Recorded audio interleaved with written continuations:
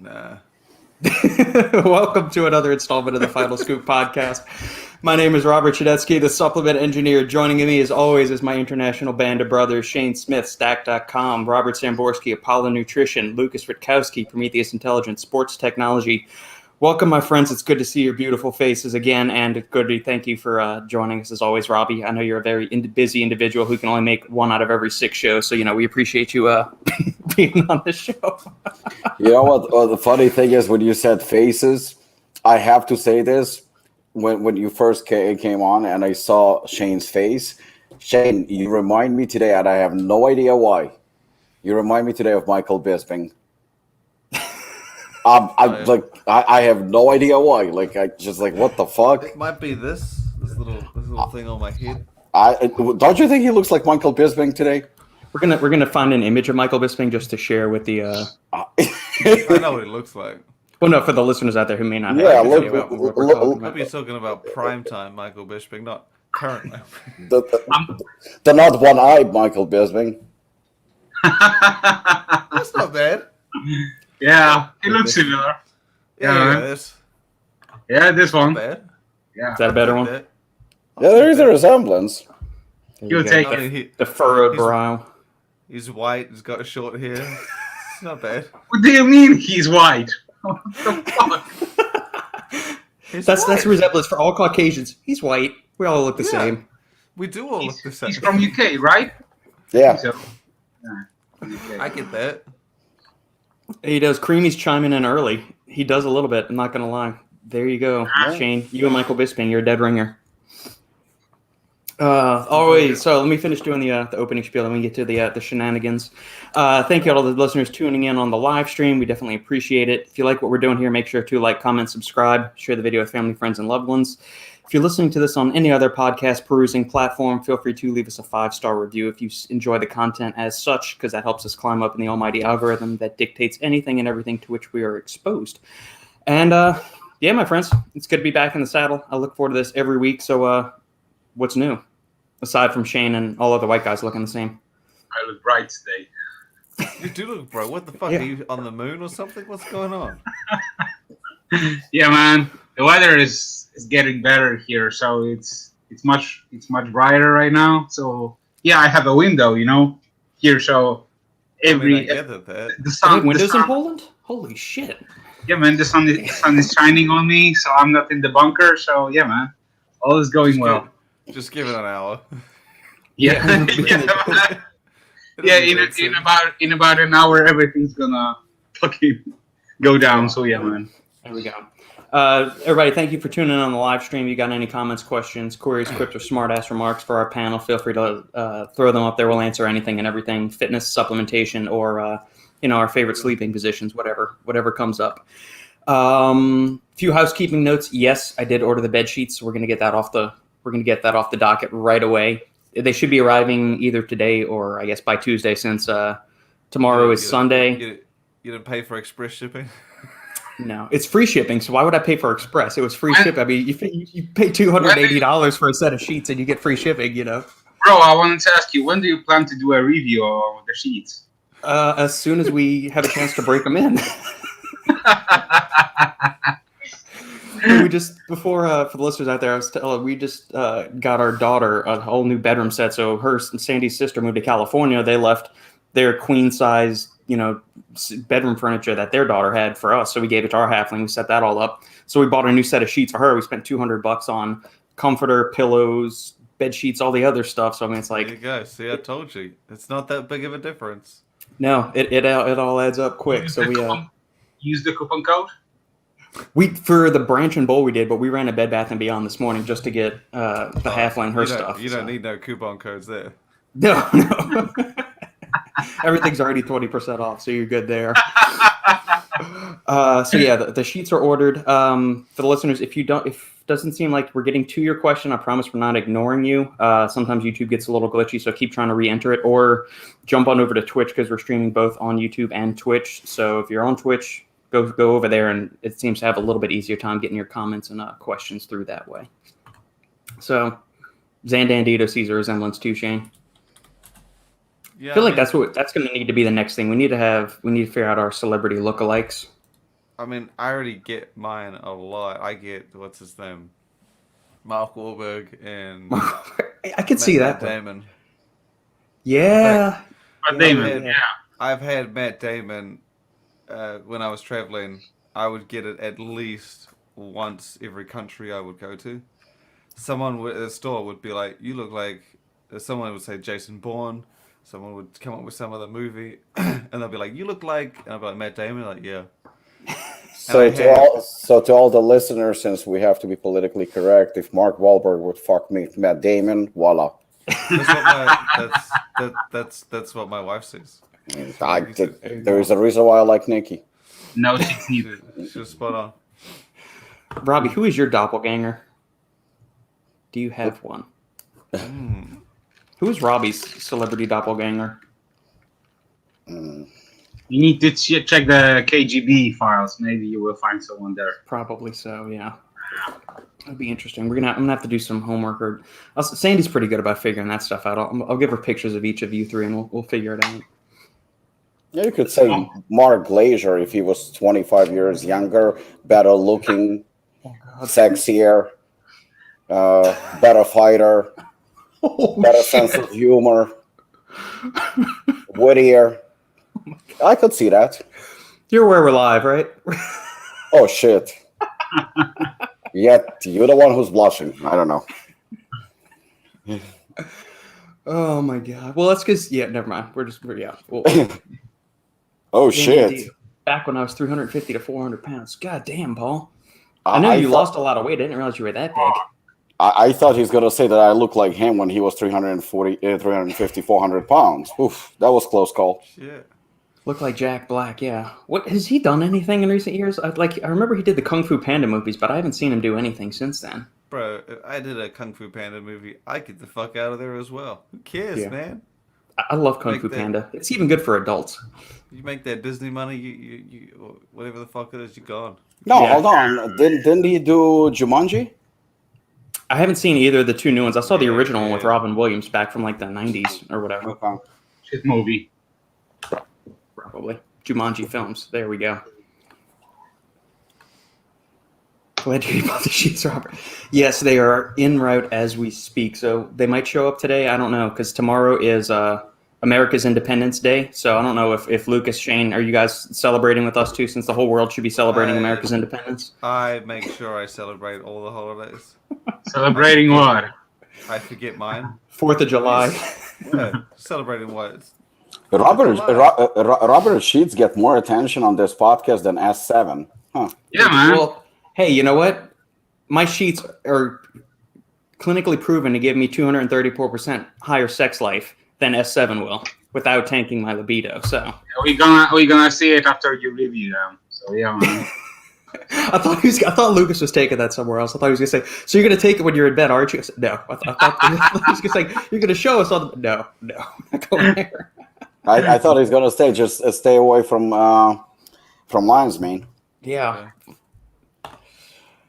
John, hey guys, super excited about the Assassin release on Monday. Speaking of which, that is the first major news topic of this week that we can delve into. So you want to take us through it, Robbie? Because I'll pull up the news story on Stack's site, and we can go through it from there.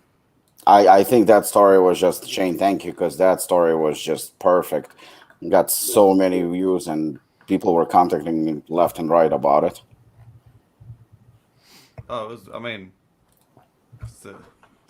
it's a key story. Dynamite formula.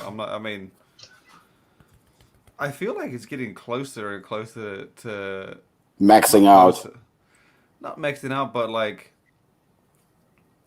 Robbie, there's always room for it. There is always room for improvement. Yeah, that's true. Robbie, I guess give us some of the highlights or some of the Shane touched on the article, but what's the impetus for revamping the formula? What are you expecting compared to the previous release and all that kind of stuff? Well, to be honest, I mean, just to be fully transparent on this, the fact that Assassin is notorious for being like one of the most hardcore, if not the most hardcore pre-workout. I mean, I always liked that idea, and to me, it's a huge compliment, and I'm very proud of it, because it's not just like and Shane pointed out too, it's not that it's just stems. It's an actual pre-workout. It's a good pre-workout, just a strong pre-workout. So I kind of take pride in it that it's well formulated and good formula, good pre-workout that pretty much anyone can use.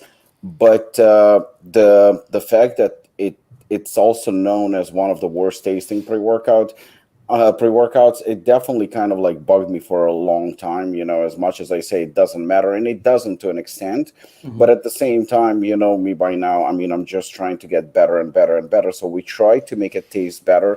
That was one of the ideas.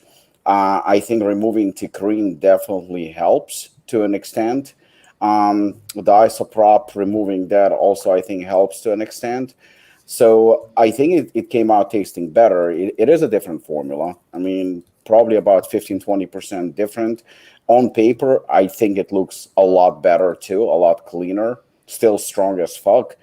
And the main thing that I haven't heard people talk about it yet, so I guess I'm kind of bringing fire to myself right now, is the Alpha-Yohimbine, because we went from 2.5 milligram to 1.5. And after we did the FDN version, which was with the current manufacturer, that Alpha-Yohimbine just hit so hard that some people couldn't handle it. And it seemed like it was maybe a little bit overboard, slightly at least. Some people did feel uncomfortable about it. So I realized that the first 5 versions didn't have Alpha-Yohimbine at all. We never used it prior, right. And it still was notoriously popular. It was very, very good. So I figured if we tone it down to a 1.5 milligram, yet leave the caffeine the same, and and focus more on focus ingredients, to give it more of a euphoric feel, I thought that on paper it would look better. So I went back and forth with TJ. Like I would send him samples a few times, and we would test it actually, and see how it feels. And it seemed like, this formula did feel more euphoric. It's still strong as fuck, but not uncomfortable strong like the previous one, where it was just like, okay, this is really, really maybe even too strong, if I may say so. So I think that this is as close as it gets to the version 4 and 5, but still a little bit stronger than those two. And I think because the DMA ones, 1 and 2 and 3, they were popular, but not quite as popular as 4 and 5. I think 4 and 5 is where it really hit the mark, and obviously with DMHA. So Bling Jaglans Regia at 300 milligrams, same as we had DHMA, I thought it was bringing it, a little bit closer to what it used to be. I think also adding betaine and a little bit more tyrosine, I think helps as well. It is noticeably better when it comes to focus. And, the FDN one had new pep, but the 6 version didn't have new pep. So now we kind of put it in here permanently. And I know you, Robert, are a huge fan of new pep. So I think that it works just better. So, like I said, on paper, I think it's a better formula. And from what we tried, I think that it's still strong as fuck, but more comfortably strong, if I may say so. Yeah. And Juglins wasn't in V6, was it? No. Okay. I was actually, you kind of played a part in it because you were not a huge fan of isoprop. Right. And I remember we discussed it, and, I also didn't like the feel of it, to be honest, that much. And I think you also told me to kick out DMAE, and I did.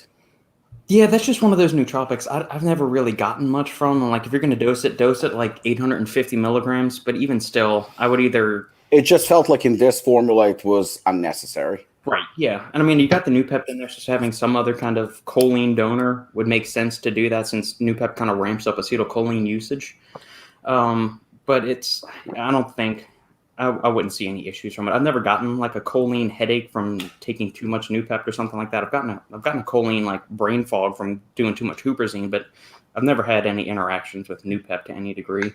But I'm excited to try this whenever the tubs go out. I'm very, very excited. Yeah, I'm sending you on Tuesday, I believe, because I think Monday they're not gonna pick up packages. So I think on Tuesday I'm sending also to Shane. Obviously, Lukasz is gonna get it as well. So next week it's gonna start shipping out. Yeah, it'll be good. I'm just afraid of the 1 gram of lion's mane is gonna crash my libido. Fuck, man. Well, it's okay. We're gonna work on something like that resembles Viagra. We need to work it out.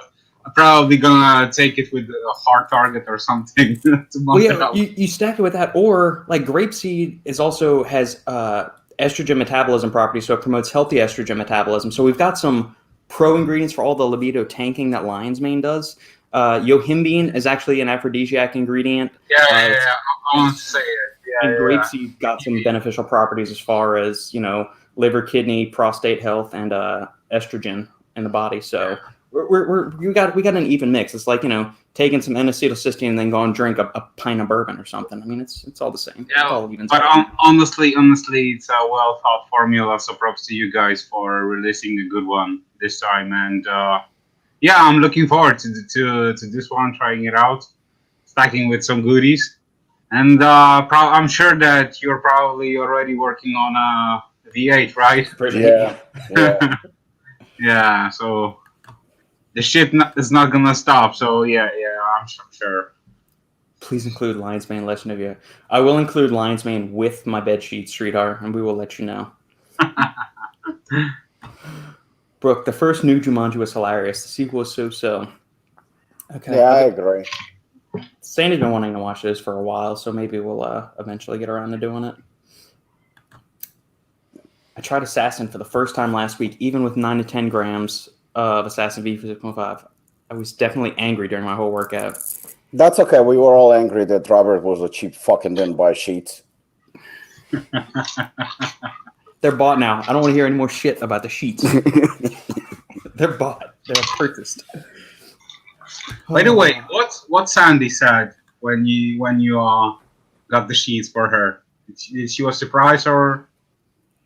No, she was right with me buying them. She just hold on. I'm going to get her ass. Hold on. Get her ass. Get her ass. Yeah. I'm curious what she will say.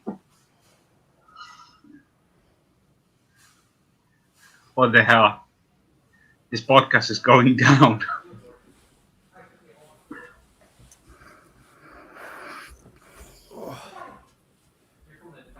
Shane, when did you get back?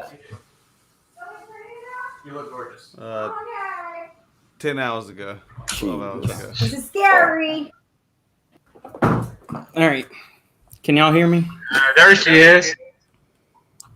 What's up, guys? They want to know, what was your reaction when I bought the sheets? Oh, I was super excited. And we had to figure out, we went with Percale. I don't know how to pronounce it. Is it Percale? Percale? Percale. Percale. I'm not an expert of the sheets, but is it the color or?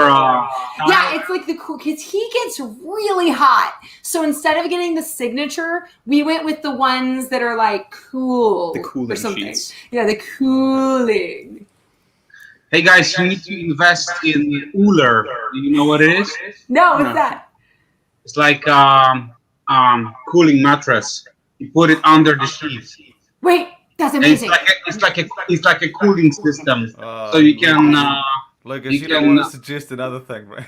Does that not work? Oh, it's just another thing to buy. Wait, we are in need of a new mattress, though. It's been 12 years. You're supposed to one every 10. So to be 12 fair, years, damn. no, we're not super spendy. We're very frugal. We don't spend $800 on shipping costs for energy drinks, Shane. It's 900, I think. It's You 900. gotta. When gotta a do soda would it out. do. Yeah. When But coffee would they're do. asking for, we need to have a duo tryout. We need to take lion's mane and then try out the bed sheets because they want to know a review of the bed Can sheets. I just say, we've already done that. And it's not, there's not an issue. And it's over extensive use of lion's mane, too. I'm just keeping it real. Maybe it's because when we take lion's mane every day, we take it with reishi and Creatine and everything else. But we've never had an issue. Good. No, really. I've never had an issue. So we're good. So these people that of which you speak have other things going on in their lives that cause them to have libido issues. It is not the lion's mane. I'm convinced there's a confounding variable here. He told me, he said, 1,000 people said it. I was like, 1,000 people from where? He's like, the people that posted on Reddit. Well, maybe people that post on Reddit have libido issues. Maybe it has nothing to do with lion's mane. I don't know. But it's not the lion's mane. Yeah. So are you glad we got the sheets? We haven't gotten them yet. Can they stop giving me shit? Well, we haven't we got them shipped in yet. I don't know. Yeah. We'll see. It was Yeah, because Robert didn't pay for the express shipping, right? Yeah. It was free That's shipping. fuck. They said 2 to 5 business days. So we're going to get it soon. Hopefully today. I'm super excited. It's going to be amazing. All right, I so told him after, if we had him, I would bring him out and be like, ooh, look, it's the soft. after the sheet, we are donating for the Uller. For the next. Yes. Yeah. Well, I guess go check the front door. Maybe. Okay, I'm going to go check the front door. Okay, we'll see. We'll see. So, there we go. The sheets have been ordered. That was a lot of excitement in like 3 minutes. That was a dance.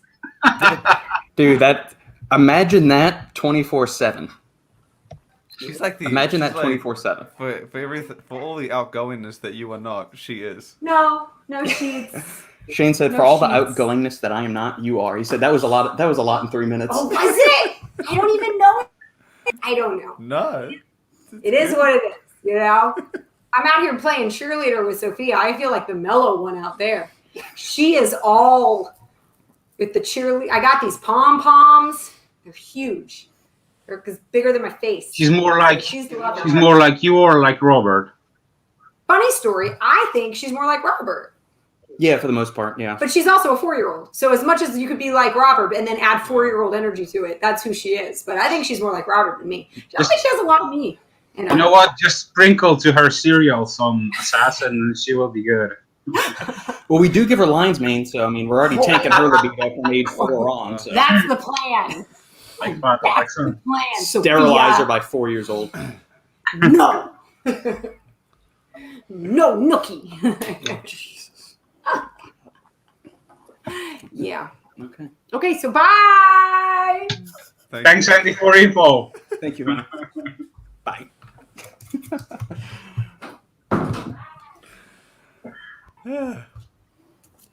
Yes, Brooke. Sandy is not shy. There is no filter, and she always. Oh wait, always so keeps she was it real. wearing that. What she was wearing for playing with LSU.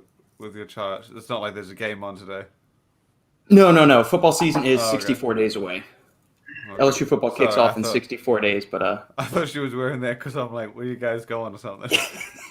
no, we just always walk around. My entire closet, like outside of my old like button-down shirts and slacks and all that stuff from the engineering days, which are in like the very back of the closet, and I haven't worn those in years. Everything is either some kind of LSU or New Orleans Saint shirt or a supplement company shirt. That's all. That's my entire wardrobe. Yeah, my entire wardrobe is supplement company. Yeah. Nikki kept playing all the time. Yeah, that's.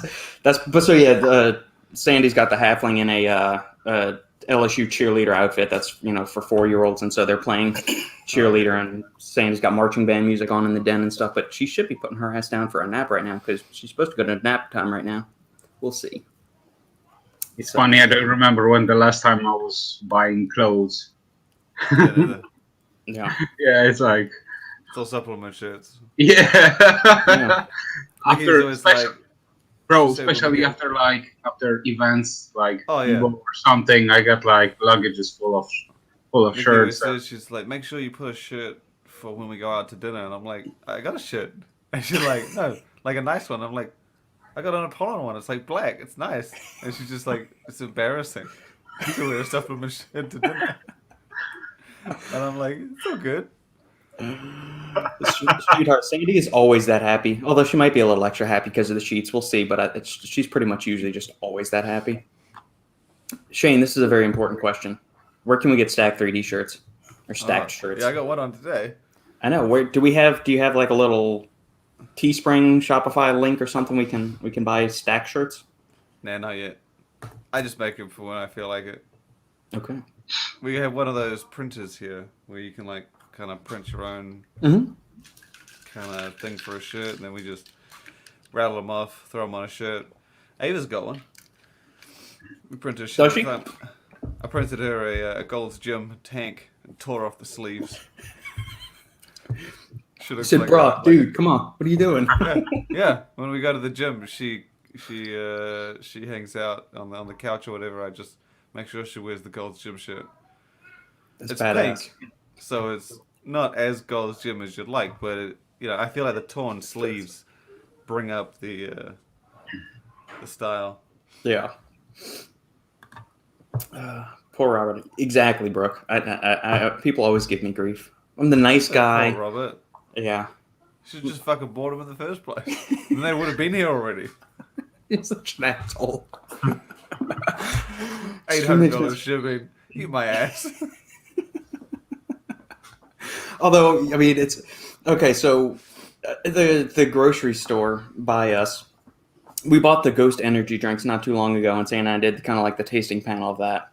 They now have the Alani Nu drinks, and as much shit as I give Alani Nu for like the whole chick branding and like crappy formulas or whatnot, I saw those and I was talking to Justin at Supplement Snoop this week and he said, "Oh, give the energy drinks." He says, as much as I dump on Alani Nu too for their shitty stuff or whatever.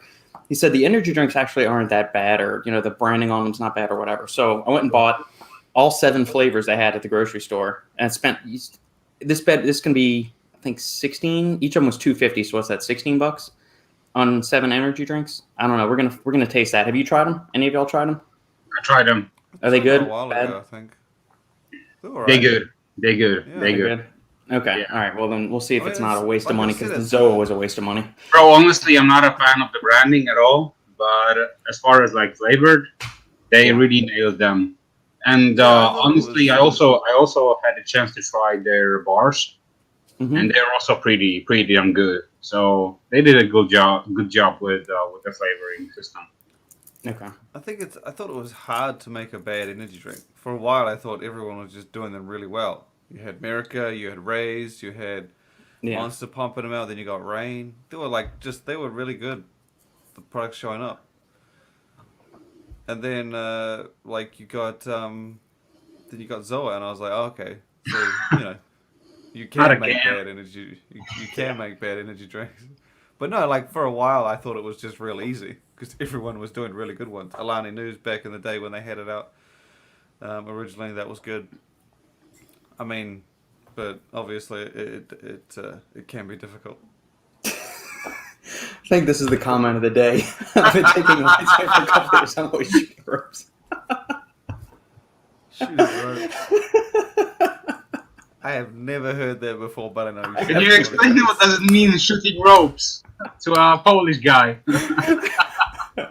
You don't need. I've never heard it before. But Me I know neither. what it means. I think that's the comment of the day. Oh my god, that Damn. was awesome. MM, thank you. Fantastic. Quote it up and put it on the shirt. There you Yeah, go, we Lucas. did it. There you go. Large loads. Thanks, man. Oh, I guess we need. All right, subs on deck. You need to have T-shirts made for this podcast. All right, Robbie, make us some T-shirts for the You podcast. know what? I'll print one this week for myself, and then I'll wear it next week. Okay, there we go. Are we gonna go with the logo for the black and white one that we have for everything, or so this one? Are we gonna go with that one? We can. You can do whatever. Okay. I'll we'll just figure print out one. something. I'll just print one out. See what happens. Okay. We can tweak from there. You'll be the guinea pig. Yeah, like I said, I just put it on the printer and then just throw it on. Yeah. Might be a waste of a shirt. It's all good. It's fine.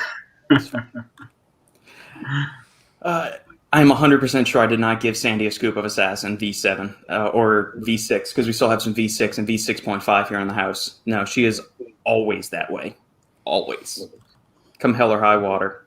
Without stimulants. She hasn't had a pre-workout today. I don't even think she had a cup of coffee. Maybe she did, but not I haven't seen her ingest any stimulants. That's just right there all the time. Yeah. Yeah. And her department chair at the school she teaches at is like me, but multiply it by 1,000. As far as like very subdued, introverted, doesn't talk to people, it just kind of sticks to his own self. And he's like, she goes in there with that kind of energy to him, and he just every time she walks in, he just goes, And Sandy will say, Josh, I'm so sorry. I feel like you're always pissed off. He says, you're just a lot. But your ideas are good. So just let's go. I just need to process. I'm just thinking, dude, it would not work. Would not work. Yeah, I mean, Actually, I wish I had as much energy as that. It definitely Like keeps what? you on your toes. It's like when I gave my daughter sugar while we were away. Jesus Christ. I wish that I got half as cracked as she did on sugar. Like, fuck. My wife was like, you gave her a lollipop, and I'm like, the fuck you talking about? She like licked it for 5 minutes and then was just running around the fucking park just screaming her balls off. And I was like, yeah, she fucking had, what, maybe 2 grams of sugar in those licks? I don't know. It was fuck all. And that's all it took. I was like, shit, you could give me 2 grams of caffeine and I wouldn't even look like that. Yeah. It's insane.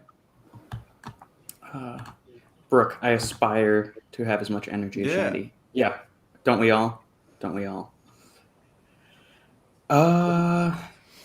Actually, I'm gonna take back the MM comment on Lion's Mane. I think we have a better comment for today.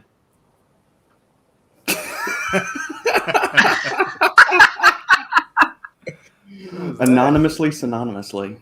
Yeah, I see. I could see that. Add a beard, add about 300 pounds, a touch of ugliness, a couple of pimples, and then I guess, yeah, I could see that. Yeah, not offended. It's a compliment. I think it's more compliment for Ben than for me, but let's go with it. How are the Assassin V7 flavors, Robbie? As you all know, I like sipping my pre-workout, as do I. I'm going to go on a limb and say here that they taste better than Zaw. Oh, that doesn't take much. That doesn't mean much of anything. No, I think that they've definitely improved. The Tiger's Blood, definitely my favorite.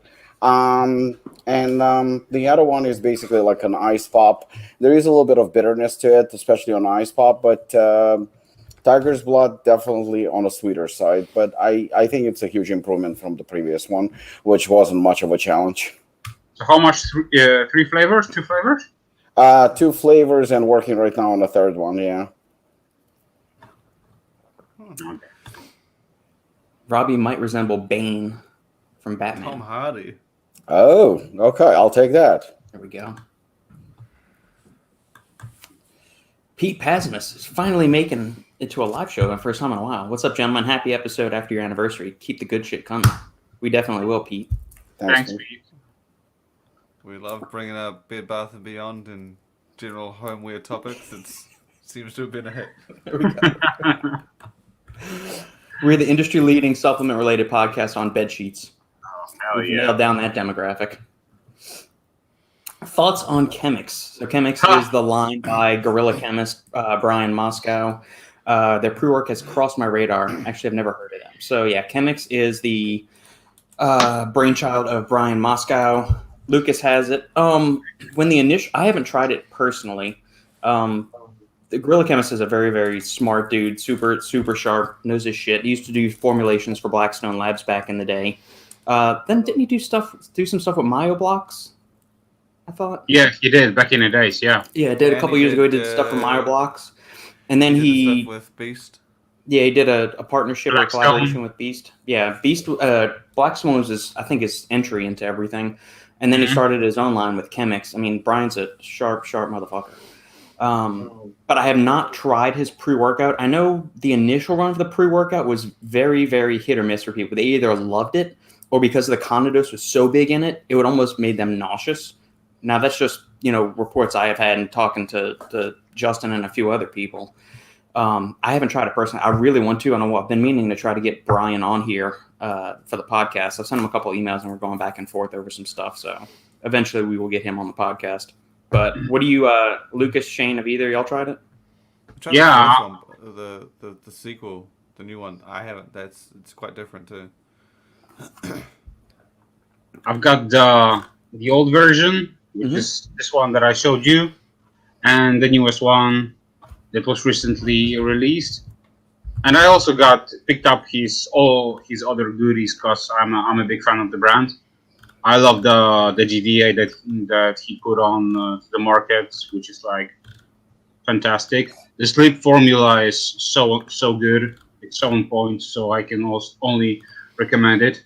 But this one, I'm a big fan. Of this pre-workout. Honestly, it hits on a different level, and yeah, man, I really enjoy it. So some people had some issues with it.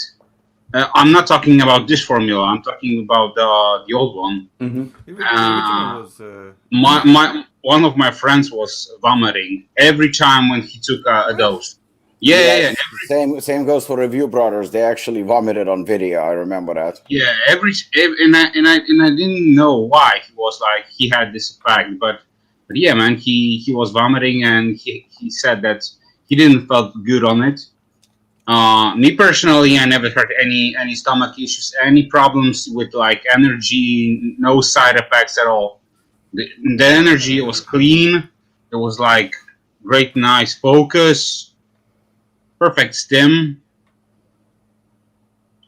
So Yeah, I mean the formula is dynamite. 6 grams of citrulline, 5 of betaine, 3 of glycerol, 1 gram. Yeah, the new one hits completely differently. So yeah, I honestly highly recommend the new one for sure. Yeah. The stim blend's kind of cool. You got 2 forms of caffeine. You got the ass kicker alkaloid from Maria Durensis, the NN-dimethylamine, dimethylethylamine citrate. Theophylline is fantastic. I love that ingredient. It has a longer half-life than caffeine. It's super. I mean, what I find interesting though is the natural component, because technically theophylline isn't a dietary supplement. Yeah, it's a prescription medication. Right. So I'm wondering how they're getting that natural form in there. I don't have a problem. Like Chaos and Pain uses it in their supplements, and I liked the pre-workouts I've used from Chaos and Pain. Oh yeah, man. So I could see this being a really good ride. 1 scoop definitely, and 2 scoops. I mean, 2 scoops I probably don't know what I don't know if I'd ever use something that strong. Maybe, but the 1 scoop would definitely is more than enough. If you want to be economical, 1 scoop is a perfect amount. Yeah, all depends on how much caffeine. But if you want to be like Lukasz, go with 2 scoops. Yeah. Does it say where the full caffeine, like what the yield caffeine is, Shane? If it's not written there, then I probably didn't find it. No, I don't see anything there.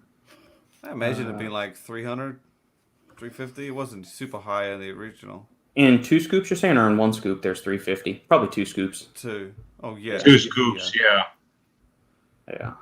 Yeah, I don't. Good stuff. It's not there. Chemix is like one of the few brands that I would say is just all this shit is on point. Like, yeah. I haven't had a supplement from them that wasn't fucking dynamite. Yeah, me either. Well, I mean, it just goes to show you what happens when you have somebody that knows what the hell they're doing with their formulations. Yeah, the original pre-workout was like you guys said, I think it was for a very different market. Like it wasn't your traditional. Because I said that to the Gorilla Chemist, that the new one looked like more of a mainstream approach. Mm-hmm. Like that first one was a pre-workout that wasn't like anything else. Yeah. This had a bit of that original, and then it had like you had the citrulline in there, and it made it feel more like similar to other things, I guess. But still, still had a touch of the Gorilla Chemist. Yeah. Yeah. All right. 350 yield. So I'm assuming that's in the 2 scoop full serving. Yeah.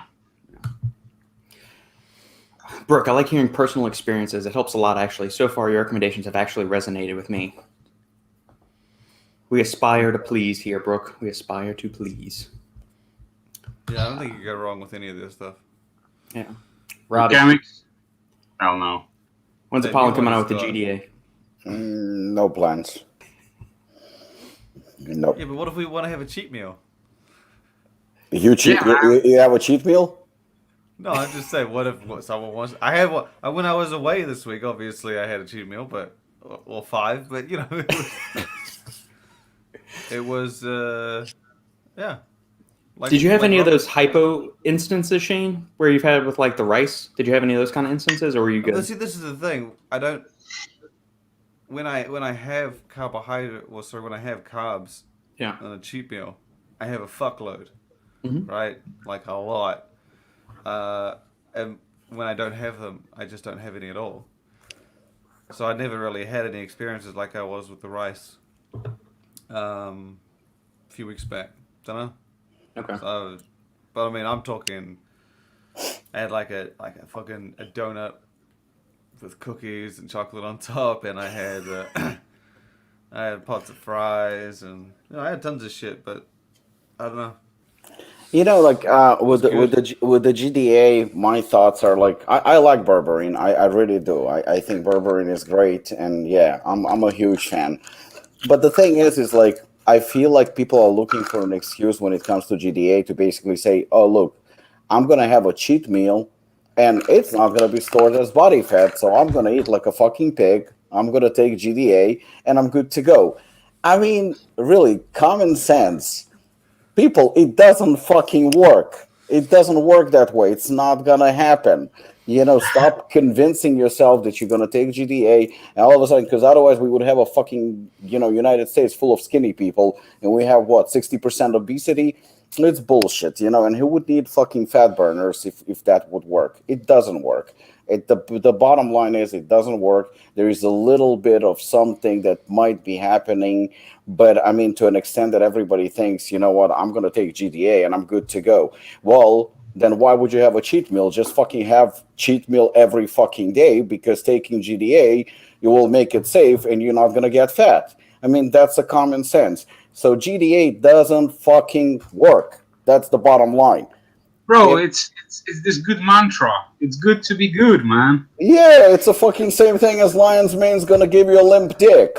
You know what? It's in your fucking head. So get over it. GDA is a waste of money. It's marketing scheme, and fucking Ben Kane gets paid shitload of money to say that Glucovantage is fucking the best thing on the market. Get over it. No GDA for Apollon. Case closed.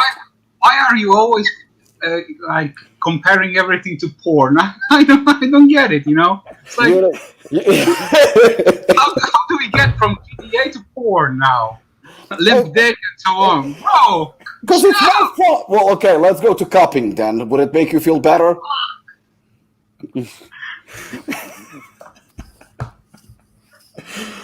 And we're off the rails. No, but seriously, sit the tone about like, shooting ropes. No, I was waiting for it. No, seriously, I do take berberine on a daily basis, and I like it. I like it as an ingredient. I mean, it's not even about like whether I believe in it or not. I mean, studies are definitely backing up that it's a good ingredient to have. It's just like, it's the same thing as, again, I'll throw myself under the bus. Take Shogun, for example. You will take Shogun, you will be fucking melting. You will be fucking melting. You will be sweating. You will have energy. Does it work? 100% it works. But if you think that this is going to fucking make you skinny and you can eat whatever the fuck you want, and I mean, that's misleading. You still have to train. You still have to do cardio. You still have to diet. There are no fucking such things as miracles. So you're paying. And I'm not saying that all GDA products are bad. I mean, some of them have actually decent ingredients that helps a little bit. But, the key word is a little bit. It's not going to fucking make you skinny. It shouldn't be used as an excuse. I'm going to eat like shit. Because if that would be an excuse, Shane wouldn't be fucking having 3 grams of carbs per day. I mean, he would be eating like a normal human being. And just popping those GDA pills. It's all about, I think, the approach. If it's a sensible and approach with common sense, then definitely sure, why not? Bro, with Shane is like all or nothing, man. So he's like, when he sees the food, he's like, oh yeah, man, all or nothing. Look, I always see it as if you're gonna try and have a cheat meal, you make sure it fucking counts. Exactly. Exactly. I always go off the understanding that like your body will only turn so much of it into fat. So why not just pump it? 100%. But that's common sense. You actually speaking common sense. And the whole point about cheat meals were initially, I mean, why do we have cheat meals is because we diet hard, our body gets used to the diet, and to offset metabolism and kind of shock your body, you kind of hit the brakes momentarily and then go back to dieting. So cheat meal is supposed to be exactly that. Cheat. Right. You're supposed to have those extra calories. And you're right, it's if you're going to have fucking 20 pounds of pizza, it's not like you're going to gain 20 pounds of fat. So it's all about common sense. And it seems like people will get sold on the idea of anything. You can lie to people rather easily if you know how to bullshit right way. I mean, you can convince, but I just wish people would use a little bit more common sense and would approach everything with a little bit of a different approach. Like, listen, does this make sense? Will this actually help me? Really taking, because I will tell you, like, there is a brand prescription medication, Cytomel, which is T3, a thyroid medication. Yes, indeed, you can eat shit food and you can still burn it and get skinny. I mean, there are a price to pay. You can fuck up your thyroid, potentially. It can happen. But yes, that's miracle. That will help. Or dinotrafenol, which is known as DNP. You're going to eat shitload of carbs and you're going to take DNP. You will be melting and you will lose weight.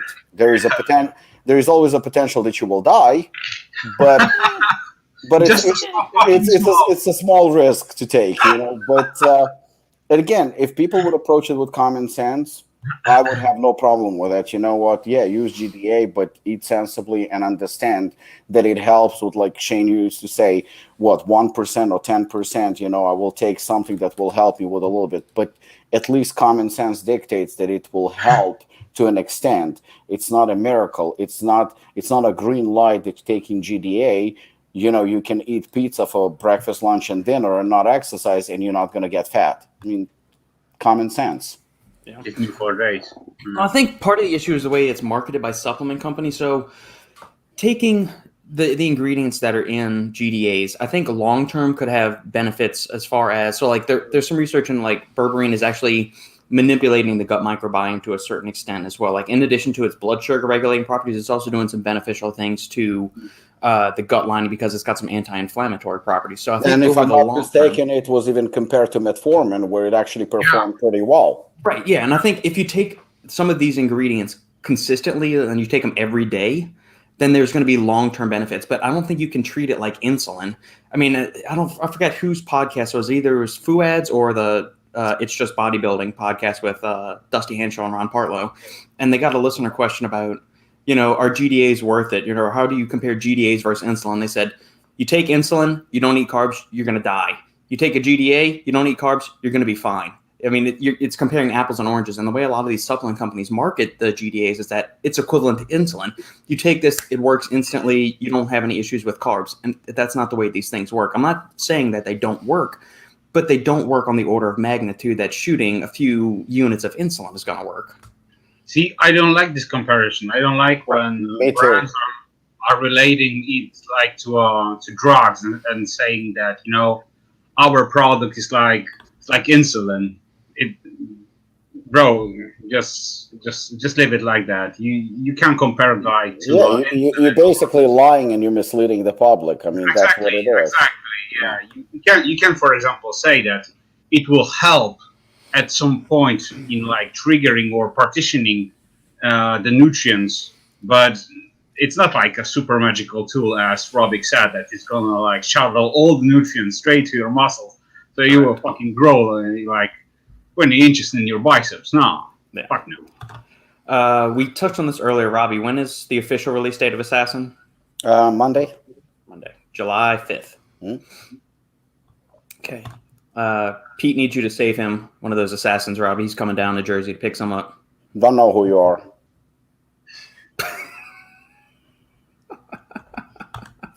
You got it, Pete. No problem. Sups on deck. Shogun had me sweating like a motherfucker this morning. Take shower more often. I think we're just going to do the rest of the podcast this way. I like the format of the podcast. Yeah. Hard-ass one-liners from Robbie the rest of the way. Thanks, Mitch.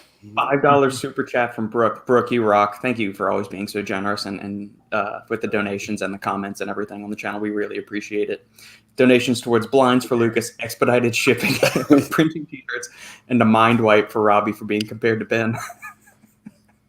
Yeah, the weather got fucked up, so No, I'm not that bright anymore. Oh yeah, it's black now. There you go. It is. It's subtle, and then all of a sudden you look up and Lukasz is, in the Dude, Batcave. It's right now 9 p.m. So yeah, it's getting. And It's then getting another black. 30 minutes, it'll be red. Yeah, it will be black. Yeah. Robbie's demeanor is out of stone. It was about 15 minutes ago. It definitely was. Paul, Chemix pre-workout is decent. The Nootropic is great. No caffeine and can be stacked with nearly everything. Yeah. The Agree. Nootropic is fucking dynamite.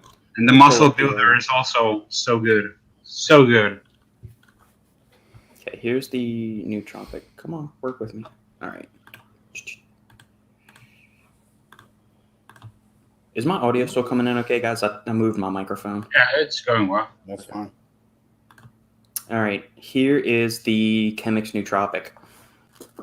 Gram of Kana, gram of ivy leaf, gram of catuaba bark, 750 of Soralea, 750 of lion's mane, 500 of Stephania, 300 citicoline, awesome dose on that. 150 hordenine, that's interesting. 125 of the ass kicker urea alkaloid, 80 milligrams of hygienamine, and 30 milligrams of huperzine, which is going to give you 300 micrograms of huperzine A. Just the citicoline, the lion's mane, and the huperzine, and by itself. Well, I'm saying like those three by himself. Oh, yeah. And then you got the Kana in there to kind of like tap the brakes on everything, because you can get you got the urea in there and you got some of the other stuff that's going to be that's intense. I love taking Kana like late afternoons. It's like keeps me calm, nice, relax. Do you do the Kana E's or the Zembrin form, or is it a generic Zembrin. extract? Exactly, Zembrin. Yeah. Zembrin. How much are you taking? 1 gram. 1 gram of that? Yeah. God damn, dude. The most I've taken is 50 milligrams of the Zembrin, because that's where the studies are on it. Oh, bro. I'm on another level. You must be. I'm trying to think. Like, does that just like flatline you or something? Yeah. Like, we figured out the key to your stimulant use. Now you take 700 milligrams of caffeine in the morning, and by the afternoon you just take 1,000 milligrams of Kana, and it just neutralizes. Yeah, man. That's how I roll. Yikes. Okay. We had what? It looks like you got something to say, Shane. No. No? Just you gotta love Lukasz and his extremes. Go big or go home, man. That's the way it is. We had a question from Sean over at Subtalk Radio.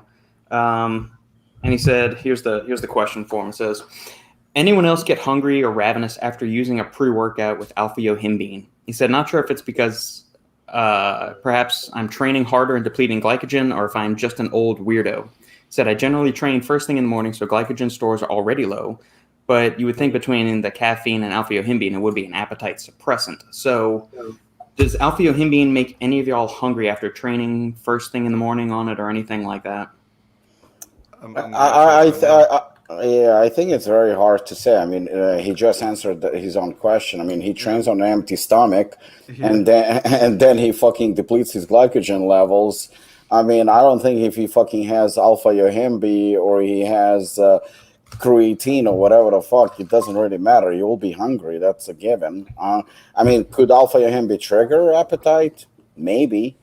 But I don't think it's related. I think it's just a man being hungry in the morning, training on an empty stomach, and being even more hungry. I think that's pretty simple. Yeah. I would have thought that it would, because he's not eating anything. If I trained in the morning and didn't eat it, I've done it with fucking Lukasz. I'm hungry as shit when I get back.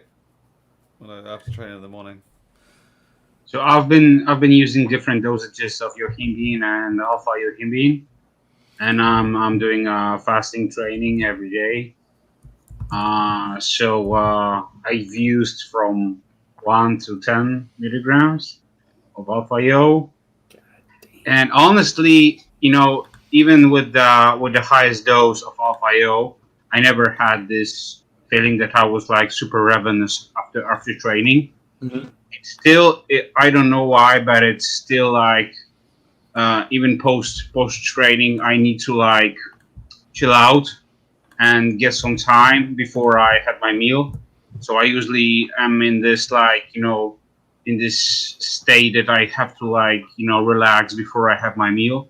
But yeah, it depends. But sometimes like from half an hour to an hour post my training, then I have my first meal. I don't take any shakes or anything like that. I have a solid meal after I break my fast, because my post workout meal is my first meal of the day. So yeah, but I never had any problems. But I think that if you if you train fast and you take Alpha-Yo, and post training you will definitely be hungry. So yeah, I agree with what Zinedito said. I mean, I haven't noticed that Alpha-Yo makes me extra hungry now. But if I like to take actually Alpha-Yo in the morning, like with fasted cardio, I do like it.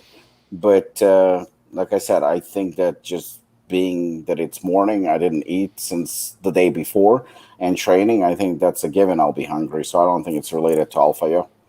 Yeah. If you split the dose, let's say you will take from, let's say, 2 milligrams, and the other, let's say, 2 milligrams post your training, then you will have no appetite at all. But if you will take like the entire dose straight up in the morning, let's say you will take like from 2 to like 4 milligrams, or 5, or even 10, just like me, before your training session. And after your workout, you will be hungry, and you will. We have 1.5 milligram of Alpha-Yo in Shogun, so I take it in the morning with fasted cardio. Again, I'm hungry just because I'm hungry. It's the morning, I haven't eaten. But then I take the second dose in the afternoon. I haven't noticed anything extraordinary where I'm more hungry than previously, or whatever, or anything extraordinary that it makes me feel different. It's the same. So, and for me, no, I haven't noticed. Yeah, I would just, from like the mechanistic side of things, I would just say that it's typically yohimbine, or really any stimulant, is an appetite suppressant. So you look at any studies on it that have done that, it's you just keep it. What am I saying? It crushes your hunger on it. So I don't understand. It's just got to be that he's busting his ass in training and making himself hungry. But even still, like if I take like the energy boost you get from Alpha-Yohimbine, or like a highly caffeinated pre-workout, makes you want to train extra hard in your sessions. But even then, kind of like Lukasz said, immediately after training, I'm not hungry. Like I'll have like some EAs or something after training if it's been a long time since I've eaten, but I can't eat a full meal immediately after our workout. It's got to be like an hour or 2, maybe 3 hours afterwards. I think it's because if you are like taking a pre-workout, or you're in this state of like that you are highly energetic and you're like buzzing, you need to chill out before you will have something to eat or anything like that, because once you eat, I'm sure you won't feel as good as before you work out. So Brooke, you guys support my addiction to the world of supplements. I love hearing the matter. We are happy to help you spend your money on supplements, Brooke.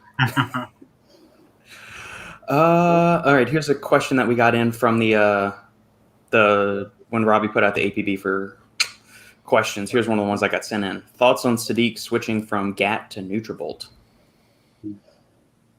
I don't think it changes anything, except Sadiq is getting probably more money.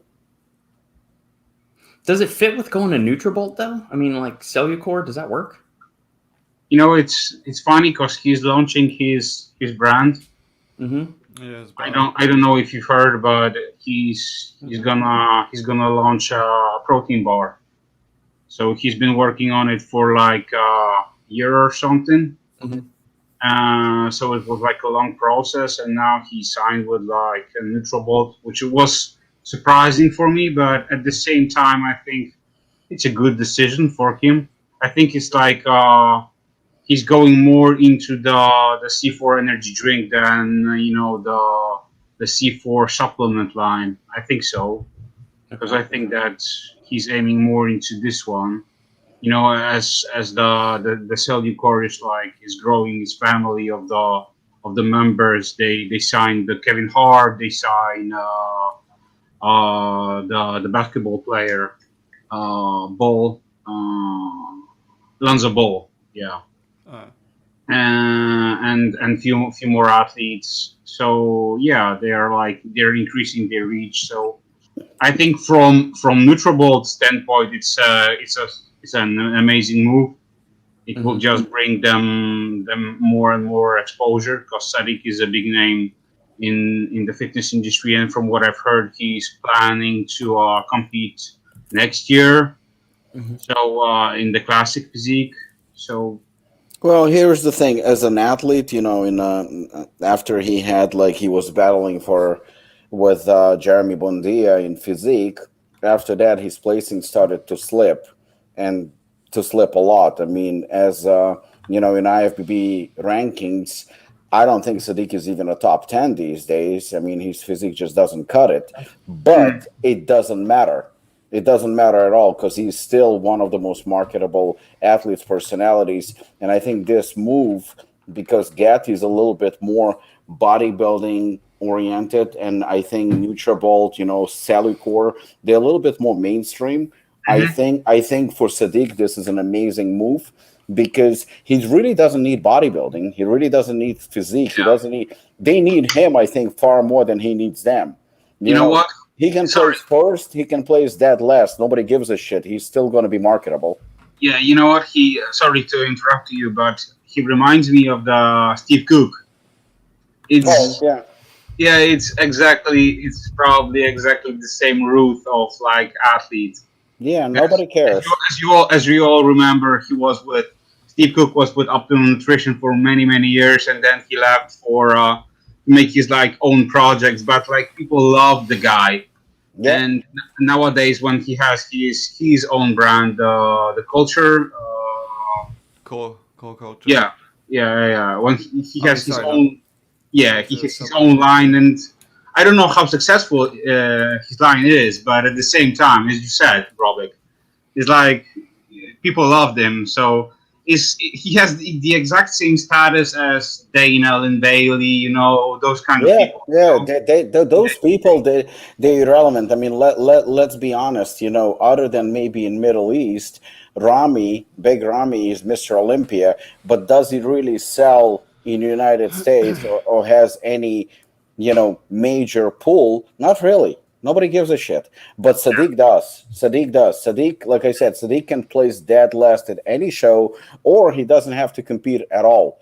Sadiq is a name, he's probably as close to mainstream as possible, and if I could compare him to a fight world, I would compare him kind of to Conor McGregor. Conor McGregor can fucking get knocked down 10 times in a row. He's still Conor McGregor. He's still going to be selling tickets, and he's still going to be relevant, and he's still going to be the most paid athlete, because he just has that X factor that others want to have but don't have. Sadiq is, you know what? I actually, before I met him, really formally met him, I heard stories about him being a dick and him being, very unpleasant and all sort of things. But to be honest with you now, based on personal experience, I think all that was just hatred and jealousy, because it's not true. At least I didn't experience it. After I met him, he was nothing but professional. He was nothing but respectful. I remember going to Bev Francis Powerhouse Gym maybe about 2.5 years ago. I already knew him. I mean, I wouldn't say we are friends, but, we were always very polite to each other, always would stop and talk and stuff like that. He would message me once in a while about a movie comment or something like that. And I went to Powerhouse Gym, and I remember I had a meeting with Steve Weinberger, and I saw that Sadiq was training there, but it's a big gym. And I saw him in the corner, far, he was training. I went to do my own training. I figured out, by the time I get back to Apollon, it's going to be too late. So I figured I'd train. I trained, and I just felt like somebody standing behind me. But again, I didn't pay attention to it because I thought, it's a gym. People are standing behind you. It was just like somebody was standing right behind me, to a point where it felt a little bit, okay. I turned around, and Sadiq, and he goes oh, I was just waiting for you to be done with your set, because I was leaving the gym and I saw you, and I don't want to be rude and leave without saying hello. I was like, fuck, I mean, that's impressive. That's impressive. A person went out of his way to wait for me to be done with my set. Didn't bother, don't interrupt. He didn't have to say hello to me. He didn't say to say. He didn't have to say anything. But just shows, the type of person or the level of professionalism. And every time I would send him a message or something like that, he would always answer, no matter what. He would always answer. And that kind of like, I think, kind of compares him in a way to Jay Cutler. That level of professionalism. That's what will make you money. That's what will give you the respect. And I think that Nutrabalt made a phenomenal move by signing him. I honestly don't even think there is a bigger name than him when it comes to fitness industry. Nobody comes to mind. And again, he can compete next year. He doesn't have to compete next year. He can fucking place that last. Nobody cares. 100%. Yeah. Don't know if I understand this comment. If you ever feel sad about your life, just remember Marvel paid Vin Diesel $54 million to say 3 words. I agree. I think that would make me more sad. I have no idea what this means when I noticed it. I mean, what makes me feel better is, reading the name Officer Sausage would put a smile on my face. Yeah, I think More the than anything. username brings me more joy than the comment. Yeah, I really don't give a shit how much Vin Diesel got paid. It's him, not me. So it makes no that difference just to shows me. you how overpaid actors are. If you get paid $54 million for saying I am Groot. Way of the Dead Gone. I don't know if we've ever seen a comment from this individual before, but thank you for chiming in. Anybody else tuning in, don't be shy. We got plenty of time to answer some questions, so keep them coming. Anybody tried Riot Act by HR Labs? There's a gram of Kana per scoop in that, and the feeling is excellent. Pure focus. Lukasz, Shane? I haven't tried any HR stuff. Didn't try the Riot. No. Are they? That's another brand. They're from UK. Yeah, I was going to say they're British, aren't they? I just saw a couple of formulations, and I thought that they were pretty decent. Yeah, they were pretty good. Yeah. They make some good shit. Me and Robbie had a conversation about their recent formula. Yeah, they're pretty good. Like, I never tried it, but from what I saw, Lukasz, we talked about, I think there was a conversation about Vaso 6 that they had, 900 or 1,000 milligram or something like that. Yeah. Their newest formula. Shane about it, Yeah, they look legit. Oh, is that right on? Yeah, bro. Yeah, exactly. Right on. That's the one. Yeah. Yeah, so here's they got 1,000 grams of Kana, 500 of Kageli Africana, which is going to have some DMHA alkaloids in it, 400 milligrams of kola nut extract, 320. Is that true? Like sausage tree extract? I just noticed that. Yeah, I have never seen that.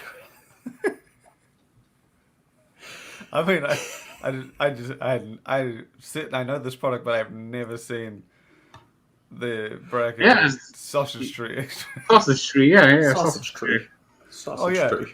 Yeah, because we've all seen a tree with sausages on it. What the fuck are you talking about? I think it's shaped like that. Maybe Robert can Google it up. Yeah, I want to look it up. Google sausage tree. No, just type in sausage tree. Oh, God, here we go. Here we go, and then just go straight to images. Yeah. Wait for it. Oh, okay. See? No, now I've seen.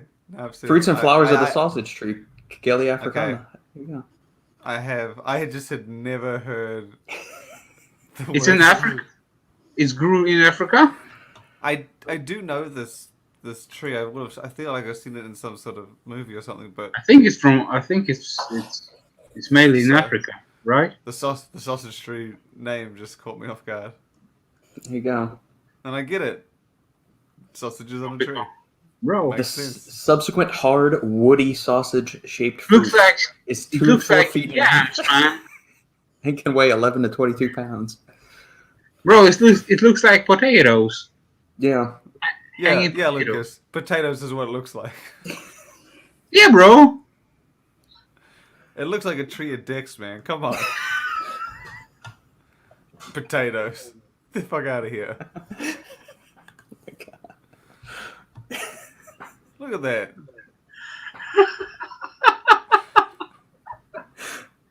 I wanted to be nice, but you said it. You can get a Yeah, close man. up. That ain't no potato. I just never even imagined, even thought of it. Yeah, There you look go. at that. 3 dicks. I don't know about anybody else, but I ain't seen a tree of potatoes. I think the name is definitely very appropriate. Yeah, I Yeah, mean, the name makes sense. I just thought, I was like, I didn't know what I thought. but seriously, Like, who comes up with those names? Like, okay, Well, he could've- let's call he this could've- tree a sausage tree. What the He fuck? couldn't call it Dick Tree, could he? So he's Yeah. probably just gone with the closest thing. With sausages growing trees. I had just never seen Kagalia listed with Sausage Tree. I had never Yeah. seen it. Oh, What's man. the All right. tips? So in that, no, we have not tried it yet, but I'd be curious to try it with They that. got, like, I wouldn't be disappointed with trying any of this stuff. They got some good formulas for sure. Yeah, So, they're kind of like Chemix. He hits on some interesting categories, and he doesn't really kind of follow a trend or anything. yeah.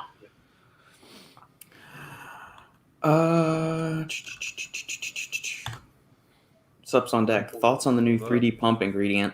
Well, go back.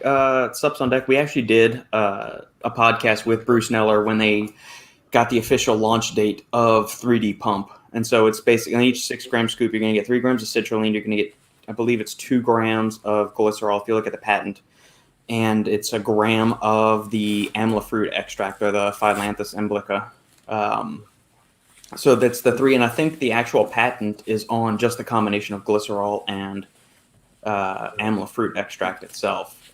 But I'll let the panel kind of give their input, and then I'll wrap things up.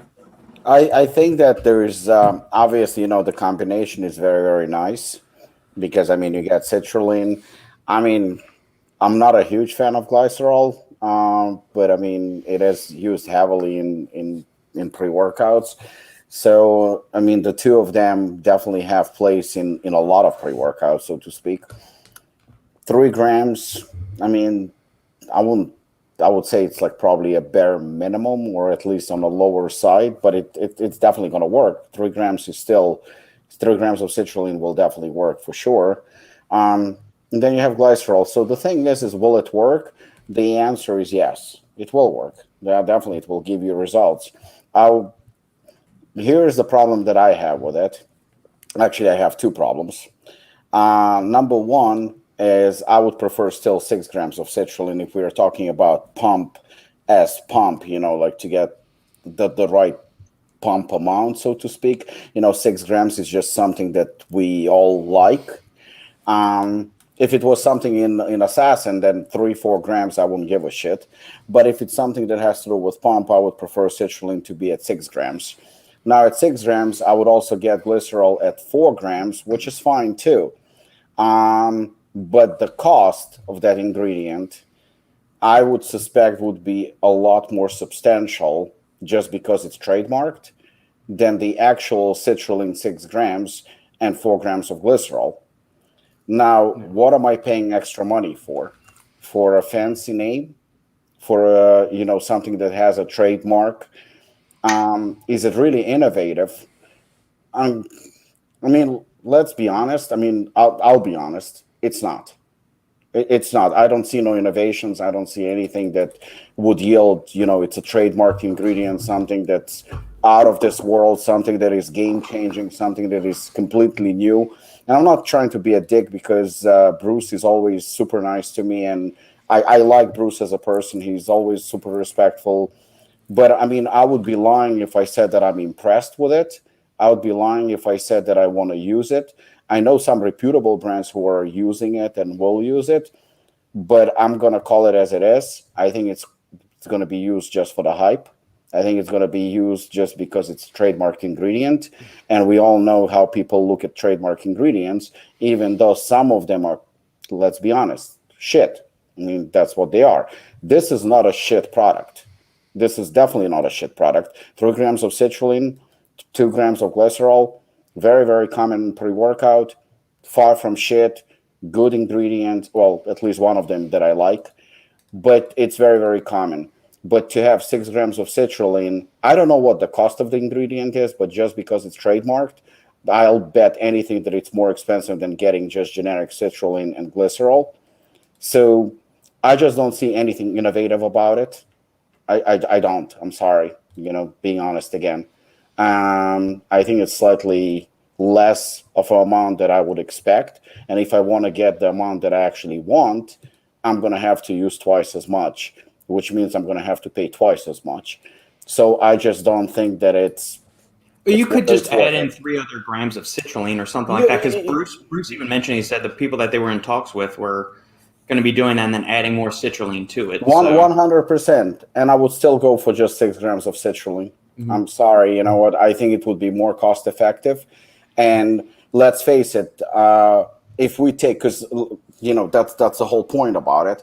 If we take twice the serving of this, so 6 grams of citrulline and 4 grams of glycerol, and we take 6 grams of generic citrulline and 4 grams of generic glycerol, will there be difference in pump? There won't be. There won't be any difference. Will it be difference in cost? There will be. So now you have a choice. Either you're going to have a very, very expensive formula, which actually might impact you adding other key ingredients that will help with the product, or you're going to have to cut corners a little bit because the formula is going to be too expensive, and just rely on the fact that you have a trademarked ingredient in this one, with a fancy name 3D. And it is my understanding that when we look at trademarks and we look at patent, we usually look for something very innovative, something different, something unique. I don't see anything innovative. I don't see anything unique. I don't think anything special. All I see is 2 good ingredients now under a patent. And, just to quote you, Robert, like you said many times, creatine monohydrate, create pure. Very often we have trademark ingredients, you can have alpha GPC generic will cost you a lot less than alpha size, but it will impact the formulation. It will impact the cost of your product. Yes. So if you're going to have exactly the same feeling, what would you rather have? Something that will, in combination with alpha GPC, that will work better, or just sacrifice that money and just have alpha size, but not be able to afford another ingredient that will work synergetically better together? That's my only point. Like I said, it's nothing against Bruce. I just don't see it. I'm sorry. Lukasz? Well, I tried the formula solely and with stacking with other ingredients. The product worked with both varieties, so I had no complaints. Of course, when you stack it with like other pump formulas and other pump ingredients, it has a better effect for sure. Solely, it works also great. Bruce was super kind to send me and my team a bunch of samples with 3D pumps, so I had a chance to try it on a different occasions, on the different stacks and so on. So yeah, ingredients definitely works, and if you got a money to spend, you can definitely invest and just try it on yourself. I'm sure you won't be disappointed, but from the formulation standpoint, I leave it to the brands and to Robbie and other brands, because I'm sure that the cost for the ingredient won't be super cheap. So that's one thing that you need to take into consideration. From my perspective, all I can say is that the ingredient worked as Robbie said. It's a combination of glycerol, citrulline, amla berry. So it was great to play with it.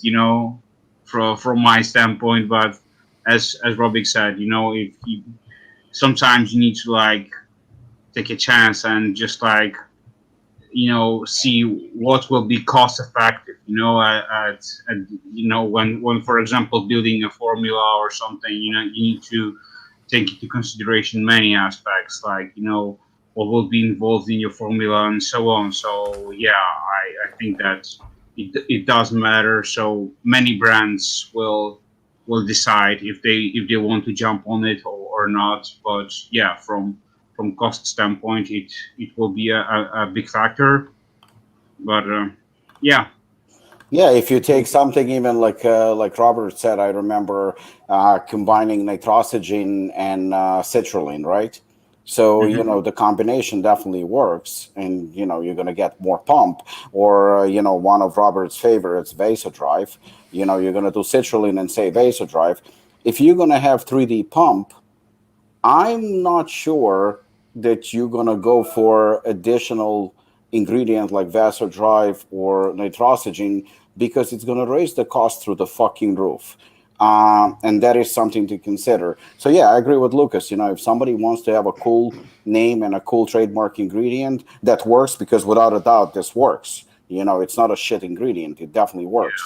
But it's going to come down to how you formulate your formula and what your budget is.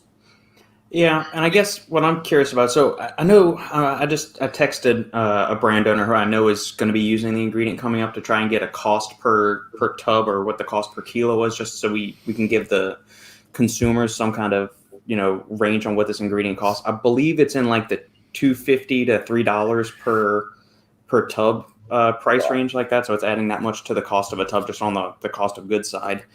I'm waiting for confirmation. So if you see me looking at my phone while we're doing this, I'm waiting on a response. You know what? It definitely would be cool to see the product itself on the shelf. So let's say, if you can buy it solely, let's say like a standalone kind of ingredient. Yeah, exactly. Just buy it like I really like what Alpha Lion is doing with their like candy. Gaines candy. Gaines candy, those kind of things, So they're like offering, the solely, trademark ingredients and so on, Yeah. So you can just like try them on their own and just see how your body react to different ingredients and so on. So yeah, that's something to think about it. But at the same time, it's like I'm sure it's not gonna be a super cheap, a trademark. Right. What I don't understand is understand how the patent or the trademark process works exactly. Because we've got citrulline, which has been fairly ubiquitous in the pre-workout scene for a long time now. Glycerol's been around, and we've had other sources of polyphenols. We've had Vaso-6, we've had grapeseed. We've even had amla fruit used before in just other products, not necessarily pump ingredients. But so my thing is, if I can put in a product 4, 5, or 6 grams of citrulline, 1,000 milligrams of pomegranate extract, or 300 milligrams or 600 milligrams of Vaso-6, plus 2.5 grams of betaine, and it's cheaper than Pump 3D, I'm attacking this exact same 3 pathways that Pump 3D is, but for cheaper. So what's the incentive there? Is what my question is. And just based on what you said just now, I mean, again, let's be honest, this will yield better results too. Yeah, if you can do it for cheaper and you get more citrulline in there, you get some pomegranate, Vaso-6, or even grapeseed if you can't afford for Vaso-6, because Vaso-6 is another pricey ingredient. If you can go with 1,000 milligrams of pomegranate extract or 300 milligrams of grapeseed extract, which would be really good, and then 2.5 grams of betaine, which I think is probably as powerful as an osmolyte as glycerol and doesn't come with as many of the issues as glycerol does. I don't know. Like I want to see a study comparing Pump 3D or 3D Pump versus 3 grams of citrulline, 1,000 milligrams of pomegranate extract, and 2.5 grams of betaine, and let's see what happens. Or 2 grams of taurine, and you could do something like that too. So, and that kind of goes into the next topic that came in through Robbie's feed of questions. Trademarked ingredients are popping up left and right. So we'll jump from 3D Pump to this next one. Are there any particular ones that are exciting us at the moment?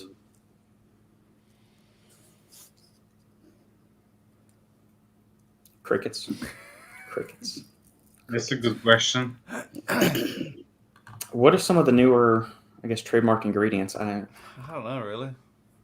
You see, I also I think about it, and like when it comes to trademark ingredients, I honestly didn't see anything that comes to mind that is like mind blowing. You know, I mean, when I look at This is something like, yeah, especially new, because if we go back to nitrates, that's unique.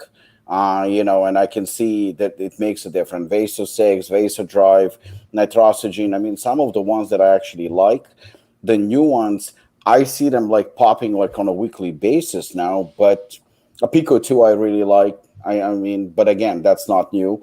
But in terms of new, it seems like it's very, very. I mean, look, you have right now. We talked about 3D. You have citrulline and you have glycerol, right?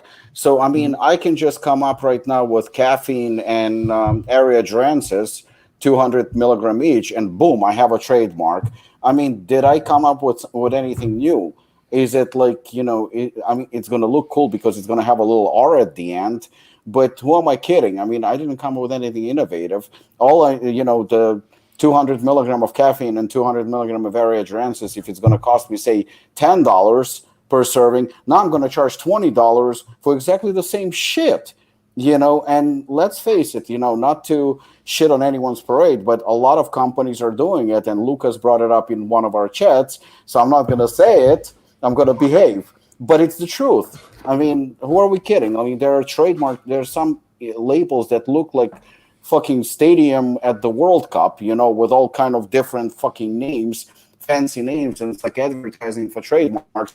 But those trademarks are nothing innovative. If you're going to tell me that something is out there that is completely new, something that is completely game-changing, that something's going to elevate the game, but at the same time not going to fucking rob the customer, I'll go for it. But to be honest with you, I mean, I have Assassin right now. I don't even know what I have, like 1 or 2 trademark ingredients in it, if that. But, you know, put it in comparison with anything that has a lot of trademarks and it will kick ass. So it's just simple truth. You know, it's the same thing as, I don't even know, like 3D or any of those. It seems like to trademark something is simple, but all it does is just makes people, whoever come up with those trademarks, they don't really come up with them because there's nothing innovative about it. All it does is makes them richer. That's it. Yeah, and we should there's a clear delineation between a trademarked ingredient and a patented one. Like any brand can, you know, come up with a proprietary combination of choline and like choline bitartrate and huperzine and call it Cola Magic or something, or like acetyl fire, and then you pay a couple $100 and you slap a prop blend. So that doesn't. The patented ingredients, some of them are good. They have quality studies behind them. Some of them have dog shit studies, i.e. S7. But you know what? Like you said about trademarks, if we go to trademarks, and that's exactly what the companies are doing right now. I saw one company having Alpha GPC as part of their trademark, and we know that, you know, the typical dose of Alpha GPC is what, 600 milligram at 50%, which is 300 milligram. So that's what we go for, 600 to 800 milligram at 50%. And I saw 2 or 3 ingredients trademarked, and Alpha GPC is part of that trademark, and it's like fucking advertised as the best thing in the world, but the total milligram is like 150 or 200 milligrams. So who the fuck are you kidding? It's shit. Yeah. It's underdose garbage, but it's trademarked. Right. And so it's really on an ingredient by ingredient basis. I would say most of the time when a new ingredient comes out, whether it's a patented one or just a trademark blend that another brand is using or one of the ingredient houses is putting out, I am automatically skeptical until I can see what the study is, or are they just trying to put a new riff on something that's already been around. So Robbie and I were talking about an ingredient a couple weeks back, the what's up or whatever it was called, where it's some other kind of new orange extract. So it's got citrus bioflavonoids, and they're advertising it as improved exercise performance, endurance, all of this other stuff. So basically what these ingredient houses do, they find some generic extract, they pay to have a small pilot study done. They can say, oh, our generic extract that we called something can go, and now we have a clinical study behind it, and we can charge you gobs of money because we funded this really small, very short-term thing. We show that, 500 milligrams of orange bioflavonoids or orange flavonoids improves power output, exercise, and all that, where you can just go buy some other generic orange extract, get the exact same thing, but you can't use the claims that they're specifically doing because you didn't pay for their small little shittily designed study.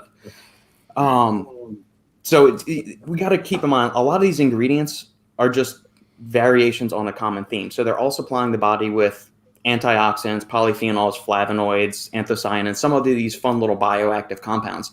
They're all more or less having the same end effect. So, you got to be really careful when you're going through these different ingredients and seeing if something is actually worth it, or is it just, they're dressing it up and putting lipstick on a pig sort of thing. I also wanted to add one thing. Instead of like looking for another like super hip hyper amazing ingredient, just like try to like research the ingredients that are like on the market for many years, and we've been like getting more and more information about, let's say, even like creatine or something like that.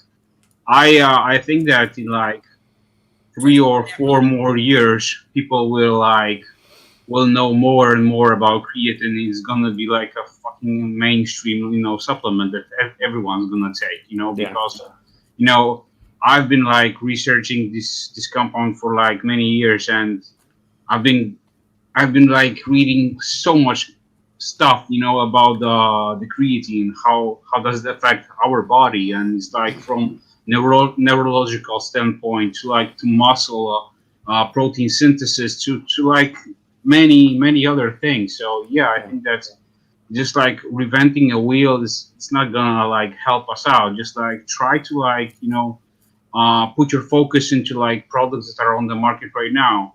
Like for example, I'm like spamming guys on the WhatsApp about my experiment with the GABA, but it's like it's crazy to me, how's my experiment is going with this stuff, and I'm just like blown away, with it. Yeah. So yeah, it's like a small thing, but it's who would knew, that something like this would make such an effect on my body. So yeah, just try it out.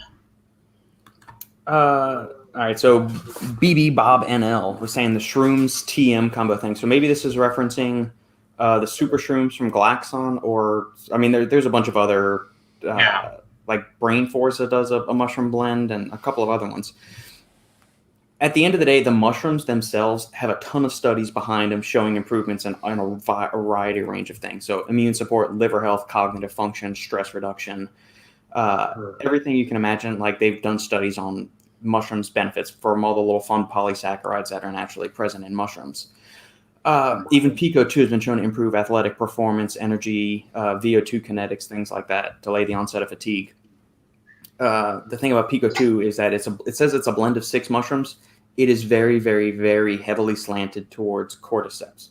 It's not saying I'm not saying it's only cordyceps or it's a bad ingredient or something. Just something for the listeners to understand is that it says 6 ingredients on there, but it is tremendously biased towards the cordyceps side of things. Whereas something like super shrooms from Glaxon is a little bit more evenly dosed, to where I think theirs has 5 mushrooms or 7. I don't remember which, but you're getting a more even profile of the ingredients in that one. Mm-hmm. So it's the mushrooms are fine. Me personally, I would just say buy a tub of the fruiting body powder if you can, and just dose them on your own. Hell yeah. Yeah. And I did hear back from I won't say the brand owner's name because he said some not so nice things to me when I first asked him about this, and to which I replied and said, "You're a dickhead." So thank you for sending me this information, brand owner who shall not be named. But the costs that he was hearing quoted for kilogram on 3D Pump were $26 to $29 per kilogram. And to put that in perspective, a kilogram of citrulline is $10 to $11. But is going up for high. So, 2.5 times is what 3D Pump costs versus citrulline. And don't forget, glycerol costs nothing. Yeah, and half of 3D Pump is citrulline too. So,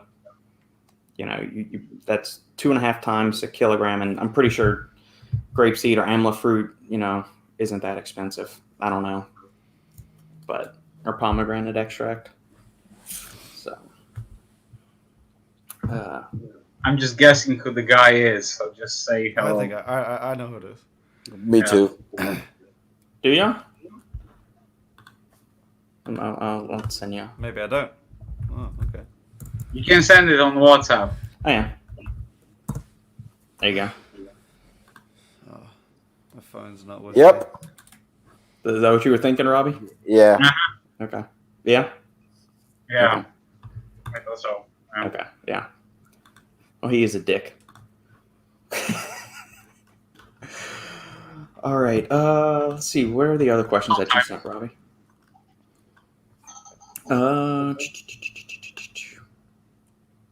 Here we go.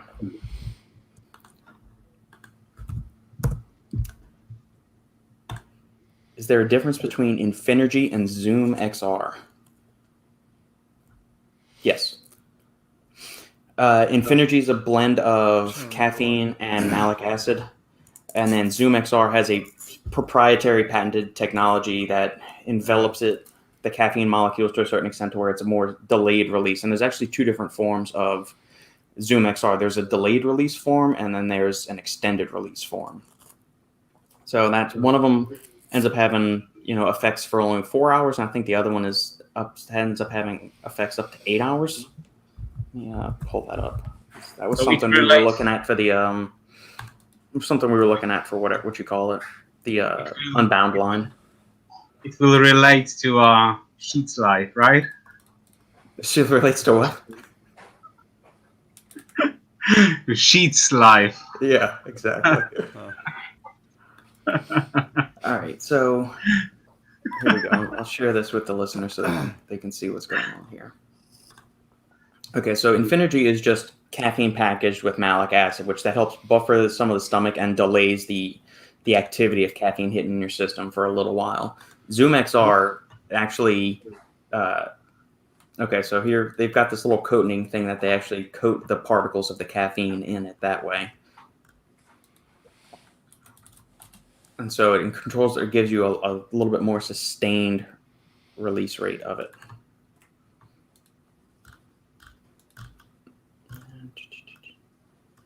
Yeah, 1 hour bolus of the delayed release delays the release profile. And then the extended one is 4 to 5 hour sustained profile. So this is something obviously you would not want to take if you're training very late at night, because you'll never come down from this thing and you'll stay awake the entire night. Robert, from formulator standpoint, which form you prefer? I mean, the only time I've used it was when we were testing the Unbound stuff. I liked it. Did I notice anything between Infinergy and Zoom XR? I feel like Zoom XR lasted longer. I feel like it definitely did last longer. As for cost, I don't remember what the cost was on the two of them. But I think that Zoom XR probably is a little bit more expensive. I think. I don't know. But what is the percentage on a Zoom XR of caffeine? Because I know Infinergy is 75%, but what's on this one? 75% to 25% of malic acid. Yeah. Right, yeah. Let me see if I can find that. Let me pull up something real quick and see. I remember actually that Unbound, the pre-workout, I think has 100 milligram yield, if I'm not mistaken. Right, I'm trying to see what the actual...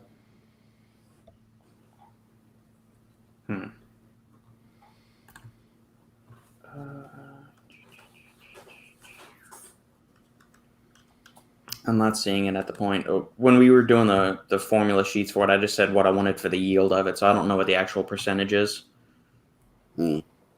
So that's not information I have readily available, unfortunately. Yeah, caffeine citrate is 50%, right? Yes, citrate is 50%, and then caffeine anhydrous is 99.9% or something like that. I meant to ask you, since we're on a caffeine subject, what is, I'll admit, I don't really know. What's the difference between natural caffeine and anhydrous? Caffeine anhydrous is synthesized. Natural caffeine is actually extracted from the coffee beans or the green tea leaves or wherever they're pulling it out from naturally. So you're going to get some other fun little alkaloids in there. So if you see like natural caffeine, they'll have 400 milligrams of whatever the like green coffee be, and it'll be 98% caffeine. So you'll get the 98% of the 400, and then you'll have 2% of other like chlorogenic acids and all the other fun little bioactives that are in green coffee beans and stuff like that. So in terms of power, they're exactly the same, probably, more or less. Anecdotally, people say that natural caffeine is a little bit smoother feeling but longer lasting, whereas anhydrous is kind of harder hitting and quicker to wear off. Oh, okay. It's kind of like Shane, it's hard and fast, and then it's over, and then So natural doesn't hit as hard. Exactly right? Yeah. Wait, what'd you say, Shane? It hits you nicely, but it doesn't like hit you as powerful as anhydrous. Okay. Anhydrous, you have this big punch, but it gets down really quickly. Really quickly with and with like natural is like you get it this smooth, steady pace. I'm all about the anhydrous. Robert heard me. I don't think the guys did. Anhydrous is the wham bam, thank you, man. Whereas the natural caffeine is like you got to wine and dine, then go for a walk on the beach, and then Kevin snuggle. anhydrous now I get it. Kevin anhydrous is I got shit to do. Now I get it. I got 5 minutes. Yeah, exactly. That's for the anhydrous. You got 5 minutes. You got to get your shit done and then get on with it. With Shane is like maybe 2. on a good day. It depends if he takes lion's mane or not. I mean, no, doesn't matter.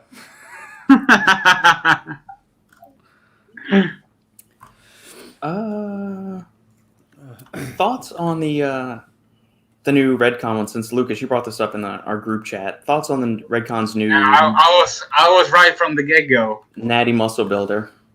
I was right from the get go. I called it. So we've got Warzone.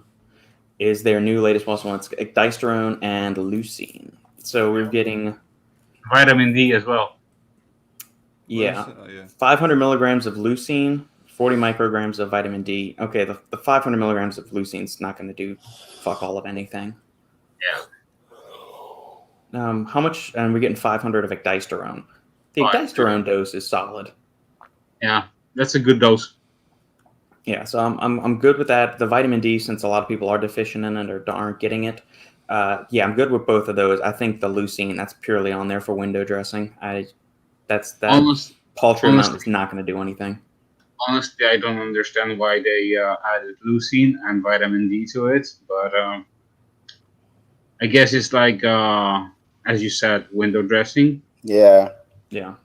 I think that if they would like just release the pure testosterone, that would be a really solid formula, even in this dose. Especially if they already have the Halo and one more muscle builder. Shane maybe remember 11 Bravo and Moab. Yeah, 11 Bravo, exactly. Yeah, that's the one. So they got quite a few. Yeah, so they could like maybe do a stack or something, but. Yeah, I was expecting they gonna launch testosterone, which is smart in my opinion. At the same time, I was thinking they will go with the testosterone, but still, I'm curious. I'm really curious how the formula will sell for them. So.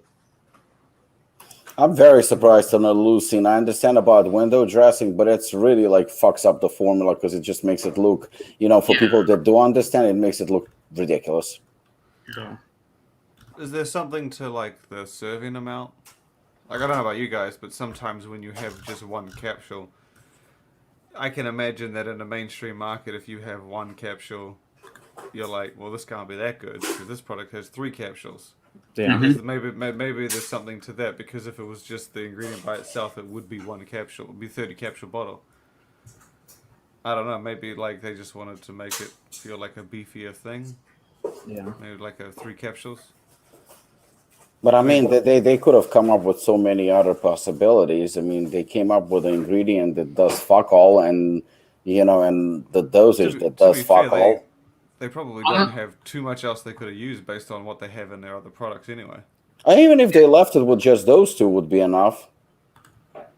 Yeah, but honestly, I would easily go with like pure ezesterone and just like split the dose, let's say, into like 2 or 3 dosages. So let's say like per cap, do like a cap and do it like, let's say, 2 or 3 times per day, and that will be like a solid formula. Yeah, all of their products have got at least 2 capsules, 3 capsules. Mm-hmm. Maybe they just wanted it to make it feel beefier. I don't know. Couldn't you have fit the 2.5 grams into 2 capsules? Yeah, because each capsule contains 750 milligrams. Yeah, I think that you probably could have squeezed it in 2. You could have. 3. Yeah, 2. Huh? Yeah, like I said, I reckon maybe there's something to it. Maybe they just wanted to feel heftier. We got leucine, throw it in there. Why not? I mean, you probably get better dose of leucine and all their other shit. So I mean, all the other stuff. So I mean, I can't imagine it. And when you got like Redcon 1, who's got like a shitload of muscle builders. Yeah, I mean, I just went through them. Like Moab, they have this 11 Bravo is actually underdosed. It's only 50% of the dose. It should be 1,500 milligrams. Yeah. And it's still 2 capsules, which is very, very strange, because if it was a 000 capsule, 1 capsule would be sufficient. So those are small capsules, which means that they have fillers. A bunch of you got a bunch of cellulose gelatin. Yeah, they have fillers. This makes this is not a good product. Yeah, like I said, maybe they just wanted to have it like a beefier. Yeah, possibly. Although, didn't they have a Lukasz product that had 1 capsule? They do. It is the Halo, but now they stopped putting laxagenin on there, and it is just Chinese Smilax extract. Yeah. So and that's still a 2-a-day thing as well. Yeah, 1 capsule twice a day. Yeah. 100. Yeah, interesting. Like I said, maybe there's something to it. But I can see that. Like if you're a mainstream brand and all your supplements are 2-3 capsule serving, and then you get this one that's just 1 per capsule. It's 100 milligrams. Robert. Yeah. Yeah. 100. Yep. So that's a good dose. Yeah, for laxagenin or laxogen, however you want to say it, it's 100 milligrams. I was usually aiming for like 200 milligrams per day. So yeah. Yeah, and just take them apart. Usually, because don't take 200 all at once, because a lot of people get headaches from those. No. Yeah, interesting. I never thought about it that way. Yeah. Interesting. It's the same thing, I guess, with pre-workouts, and people used to do the 3 scoops just because that's what Jack did. So they had 3 scoops of everything else. We brought this up with Justin, that Ninja. I know you all are in the know. Anyone try it? Yes. Oh, man. The Ninja arrived. So Devin, one of our loyal listeners, hooked me up with them and said, hey, I've been in contact with them. He said, I know you're not active on social media, but they're doing these little giveaway boxes, so let me know what you want. Can you show the top once again? Good. So, yeah, Ninja up. This is the pineapple sangria flavor. They sent us 2 flavors. I did my first scoop of this today. I took it around 11 o'clock. I'm still feeling super, super good. But it is 6 grams of citrulline malate 2,1, 3.2 grams of beta-alanine, 2,500 of betaine, 50 milligrams of hordenine, 1,000 milligrams each of tyrosine and choline bitartrate, 150 of theanine, 100 of neurofactor, 30 milligrams of N-methyltyramine, 3 milligrams of huperzine A 1%. So that's what, 0.3? It's not even 300 micrograms. It's 3 micrograms then? Maybe that's a typo on the label. 2.5 of Alpha-Yohimbine. You definitely feel the Alpha-Yohimbine. I was sweating my balls off when I was training earlier. 300 of caffeine anhydrous, 100 of Infinergy, 30 of isopropyl norepinephrine, and 50 of estrogen. So I've only used this once. The flavor is really good. The energy focus is super, super duper solid.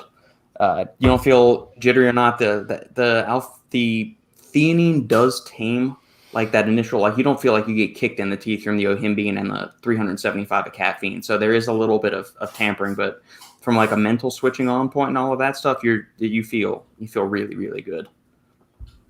Yeah, we shared the brand a week or two ago, and then like they hit us up about the deal where like they said, hey, if anyone wants one, just message us on Instagram, and I was like, okay, so we shared it, and then people have been tagging me and all the freebies that they've been getting, and they've been pretty good. They've been shipping them out left, right, and center. Yeah, I just sent Devin the email, I think, on Tuesday, and it just arrived yesterday. So I did the first scoop today. I was sipping on the Aminos, which is a mango tangerine flavor. Really good flavor. It's an EA formula. It's also got some taurine, coconut water powder, and all that. I'm going to have Sandy run it this week, and then we'll kind of give our full review on Thursday during our live YouTube thing. So, but overall, man, it's good. I'm curious. We got 2 flavors of the protein as well, salted caramel, and I don't remember the other flavor. And they sent a Nootropic, which I had not tried yet, but it's called Ninja Limitless.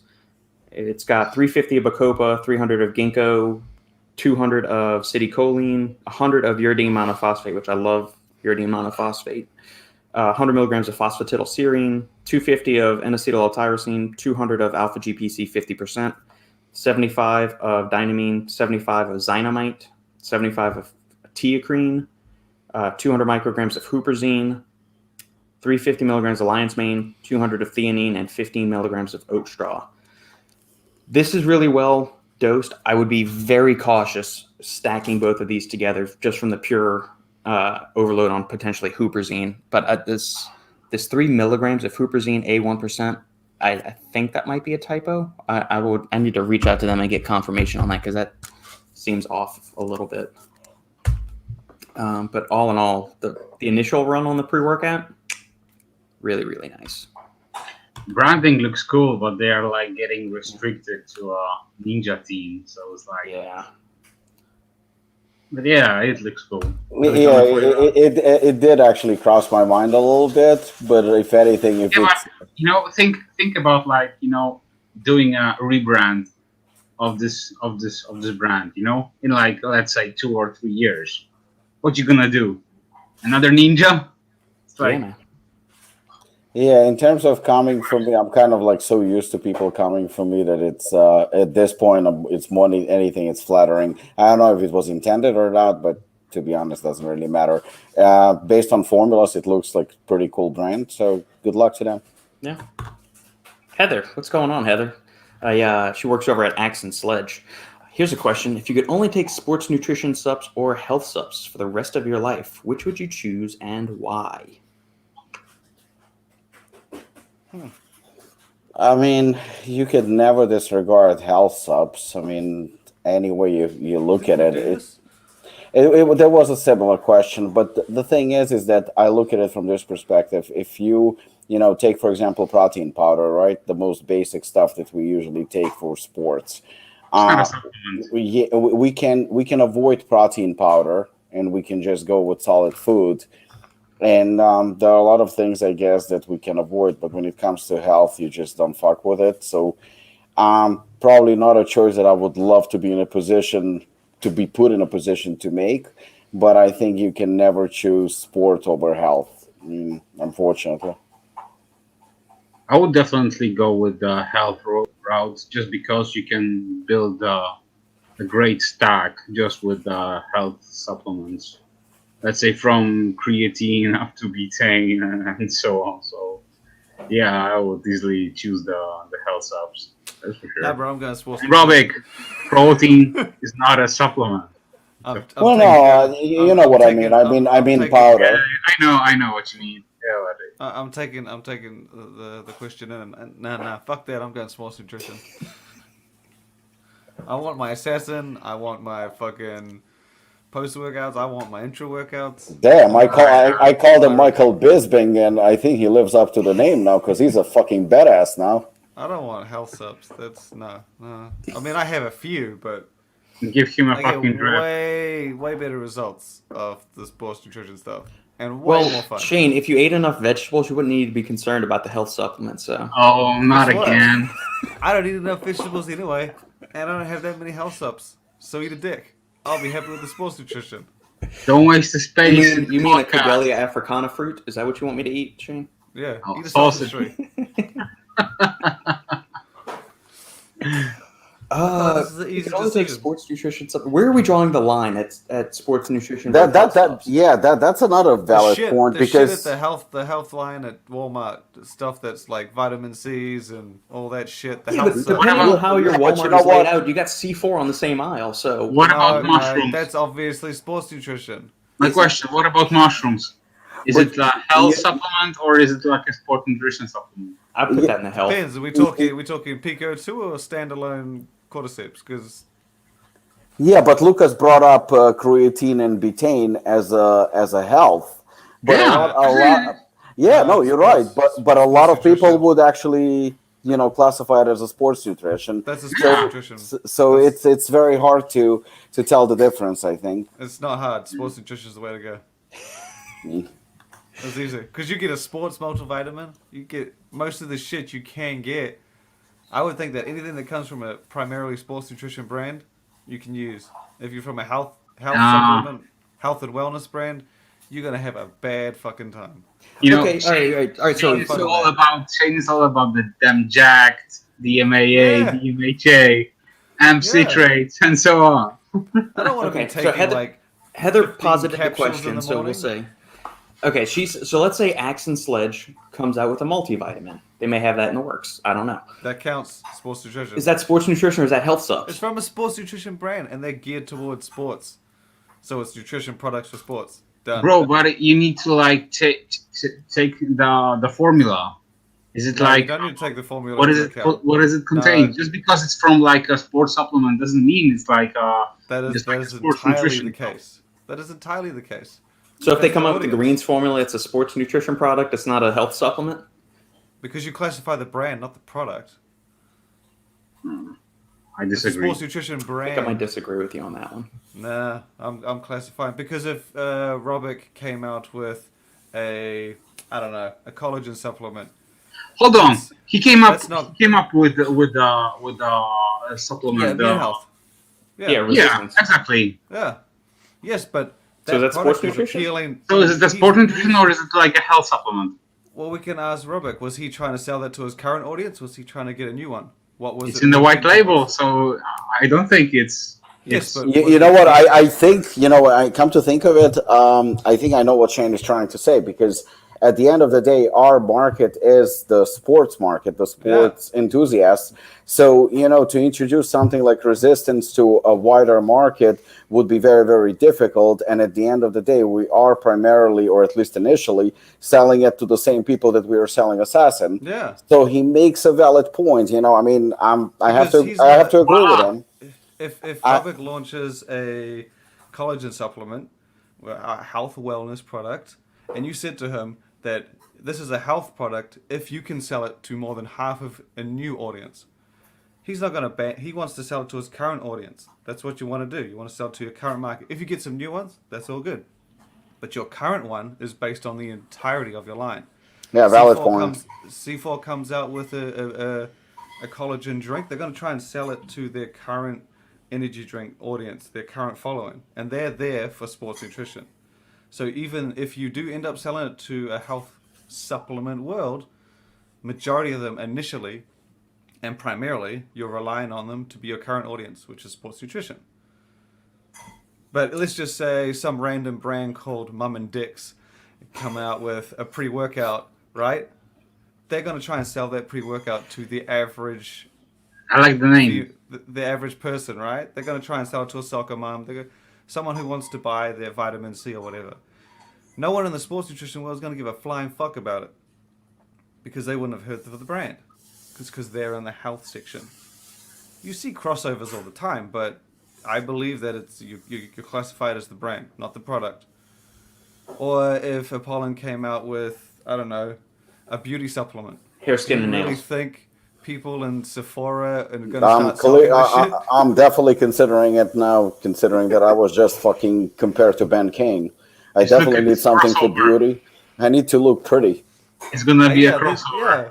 yeah, see, there's crossovers. There's crossovers because that's not the category you're in.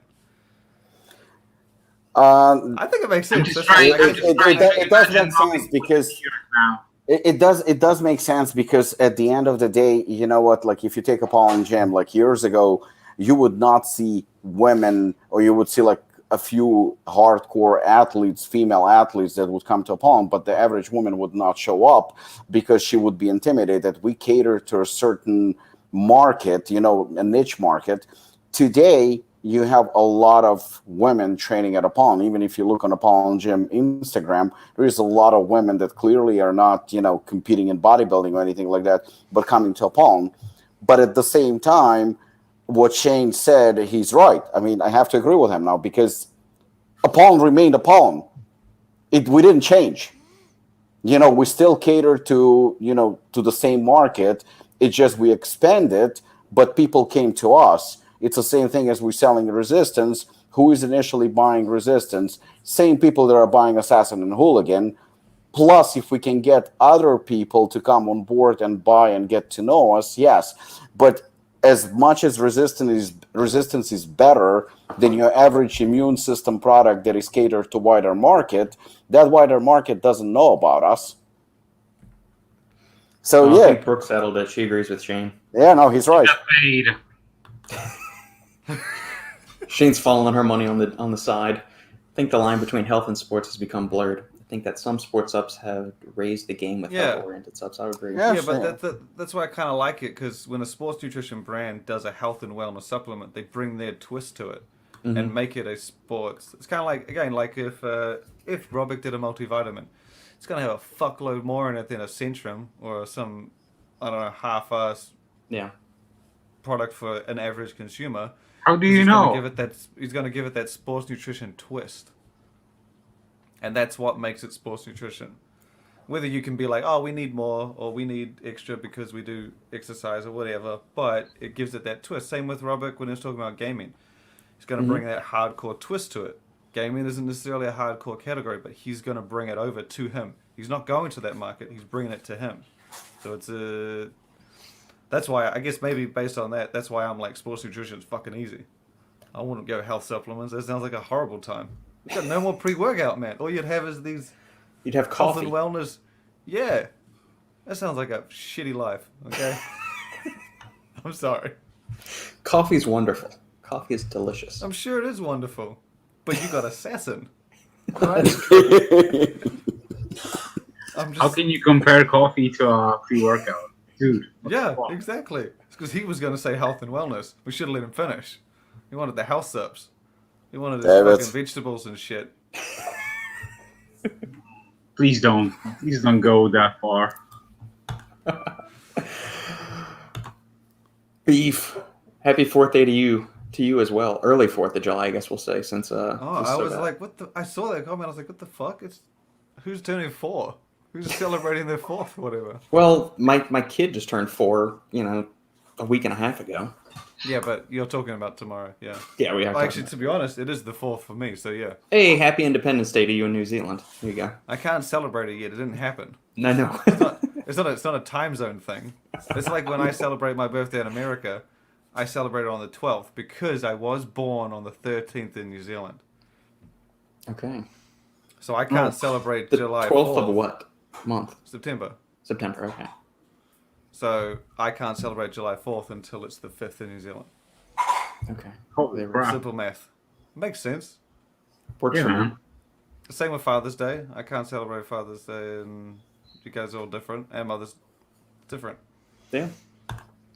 You're Goes gonna the do whole weekend. It does. Okay. And then it even goes to Yeah, good Monday point. because, like, the post office, I think the post office by us is still closed on Monday. Yeah, everybody's Daycare pretty that we much send our closed. kid to is Yeah, closed see, on Monday. I always have to check with some Makes of no my sense. My friends. I'm just like, is this one of those holidays where everyone's closed? Because you guys have different things. Yeah, it's a like, federal holiday, so Yeah, all people of the federal say- stuff is shut down. Yeah. Yeah, you guys are closed, right? Nothing is working, No, I know, right? but it's like it changes from holiday to holiday. I know that not all of them like that you guys celebrate are the same. Like, and you always go off how post office closed or banks are closed. That Yeah, makes so sense. banks and all that will probably be closed on Monday, even though it's the 5th.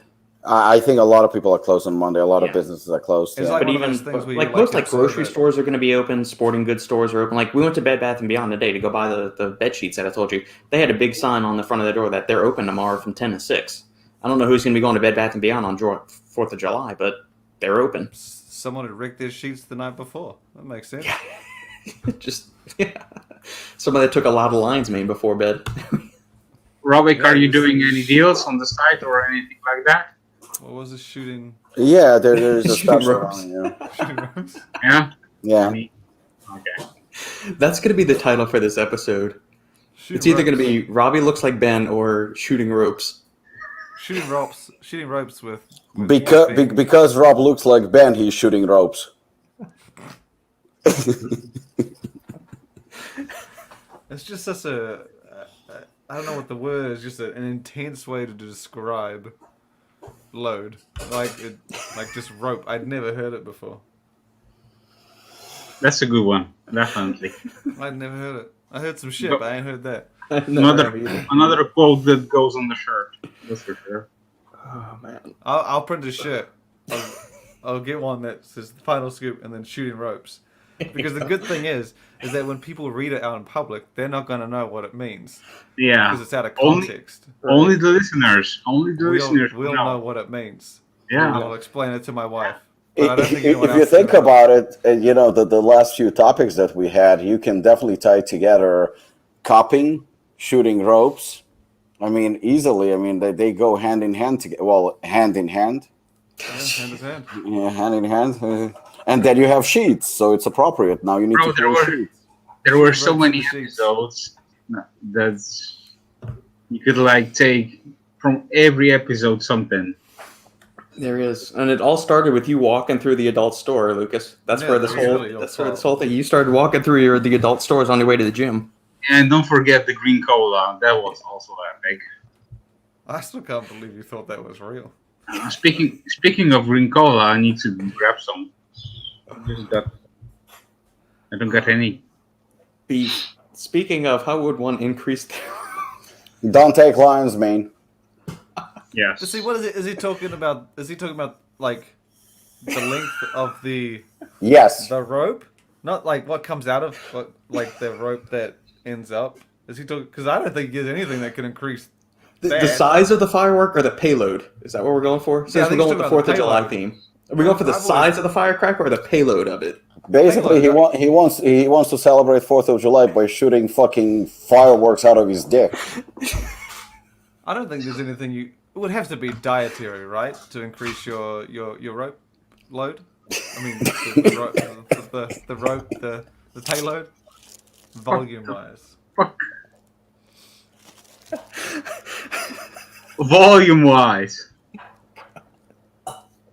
Yeah, he's talking about All right, payload. Lucas, you're one that likes to experiment. So your homework for next week. I can't even say it. Drink some glue. I don't know. We're gonna experiment with daily protein intakes, and we're gonna see what happens. Well, there's that thing, isn't there? That stuff that you get, those glitter capsules. Have you seen those where you have a glitter capsule and it comes out in your shit? What? You not seen this before? What are you talking about? There's like a capsule that it's like edible glitter or something, and I can't remember what it is. You have it, and then the idea is that you poo glittery poos. I remember seeing it ages ago. I thought it was hilarious. Maybe there's a science to that for the other side. I don't know. Wait, hold on. I know there are certain ingredients that are in natural testosterone boosters that are known to increase quality and motility. No. He's talking about payload. He's talking about volume. I know, but I don't know if there are actually ones that. Okay, there is there is a prescription medication that is taken usually Yeah. post cycle called clomiphene. It goes under the brand name Clomid. So after athletes are done with the testosterone cycles, in order to bring the natural testosterone back, they typically take HCG to increase the size of the testicles back to normal after they've been suppressed, and Clomid, which is clomiphene. So if you take clomiphene, especially initially, because you're supposed to like shock your body, So the typical dose is like 100 milligram for about 2 weeks, and then another 50 milligram for another 2 weeks. And generally speaking, unless you really, really suppress your shit pretty badly, if it's a moderate cycle or something, it will bring it back to normal. But on the first few days, if you're taking Clomid, I guarantee you ropes like you've never seen before. Really? Yes. Enough to hang yourself with? No, I would go more like, say, enough to drown yourself in. Are we talking pearl necklace? Obviously, we know. Handful. I only know what that is because of the ZZ Top song. I'm You- not that way inclined, but whoever is there to assist you is definitely going to be a mouthful. Well, let's fill this bottle. I'm interested. Wonder why. We will continue this conversation off air, although I don't even think if we can get even worse than today. Oh my god. Interesting. Well, It's going to be more than a mouthful. It's definitely going to drip out too. We did beef Lewis. And then Robert the bastard's going to need to buy more sheets because they're going to get all fucked up. And you need to go to Bed Bath and Beyond tomorrow. Here we go. On another note, Assassin is coming out July 5th. Yeah. Yeah. See, he knows this. He knows this. There you go. ZZ Top is a great band. That's the only reason I know what Pearl Necklace is. Because of the song. Sure. I have no clue. I mean, look, if I could make a payload like that, I would be happy to be like, yeah, sure, I'm Pearl Necklace all day. But I don't. Okay? That's a good shirt as well, bro. Yeah, shit. See, I can't put that. I can't put that on my shirt because then people will be like, "Why does your shirt say that bitch is on my money?" Because people will be offended, and if I go to like daycare to pick up my daughter and I'm wearing that shirt, probably not appropriate. Yeah, man. That's what I was going to say earlier. We were talking about T-shirts or whatever. Or first off, let me rewind back first. Santa and I were sitting in bed the other day watching a movie, and I busted out laughing. I forgot what we were watching, but I busted out laughing for no reason. Santa says, "What the hell are you laughing about?" Because we were watching some kind of serious movie, but my mind started to wander. And I remembered back to last week's podcast where Shane picks up whatever denomination of money that was, and it goes, "The bitch is on my money." Huh. It was the funniest fucking thing. Yeah, because she is. I Were you just had asking her whether or not we follow the Commonwealth or whatever the fuck? Yeah. She's on the money. Yeah, I found that hysterical. I don't That was another thing. Yeah, so I would wear my Apollon shirts more often, but since the back on one of them says "fuck mediocre," like Shane, I can't really wear that to the daycare. I think I have. It would probably be I forever. think Do you know what was on a first Apollon T-shirt on the back? This goes back maybe 4 or 5 years ago. I don't remember who came up with it. I still think we have somewhere. We get you hard. See, you could wear that to the daycare. That's fine. And then if someone's like, "That's gross," and you're like, "It's a concrete company." Hold You on. just There was like only "we get you hard," or was there anything more? What the fuck else do you want? No, because We get you hard and then you're shooting ropes. How's that? you see now. Then No, I can because it understand could what be like, gross means. let's say Apollon logo or something like that. And Oh, there was a logo there, definitely. okay. You see, so now that explains why some people thought I was gay, because I get people hard. That's a separate shit. It's the difference between an elf and a gnome. One works in Santa's shop, one doesn't. I was actually going to say that, but in Lord of the Rings, that's not necessarily the case, are they? Elves were the badass motherfuckers that could jump on leaves and shit. Right. Yeah. I would have thought a gnome goes in your garden. But hey, because I haven't seen them anywhere else. It's the difference between a gnome and a leprechaun. One has a pot of gold, one doesn't. Yeah, leprechaun has an accent too. Yeah. Yeah. Also, there was a thing called David the Gnome. It was a TV show on Nickelodeon when I was a kid. These questions are too deep for me. Thinking, so the garden gnome, yeah. You got the little Yeah, garden there we gnome, go. I don't know of any other kind of gnome that exists. Shine Aqua Illusion. Okay. Protected by Mercury, the planet of water, guardian of wisdom. I am Sailor Mercury. Douse yourself in water and repent. Thank you for the comment, Sean. We appreciate your participation. What the fuck are you smoking? This is getting weirder and weirder by the second. The world shaking. All right, we've officially been hacked by the Russians. Have we got Answering the some call sort for a of new era. spell? Sailor Uranus. Do you say Uranus or Uranus? How do you pronounce that planet? I've always said Uranus. I've been 13 since I was 13. So Yeah, I always say Uranus too. I don't think it's I'm not gonna Uranus. say Uranus. Yeah, It just sounds dumb. yeah, You want to say Uranus? of course. You Shooting got ropes into Uranus. There you go. Yeah. Say it twice as fast. Thank you for tuning in, Brooke. Thank you for the super chat. We appreciate everything and the And we constant. apologize Yes. for where it went. Yeah, it's all Lucas's fault. One has Apologize. to go easily. Apologize, Taco Bell Brooke, for goes. everything. Taco Bell is shit.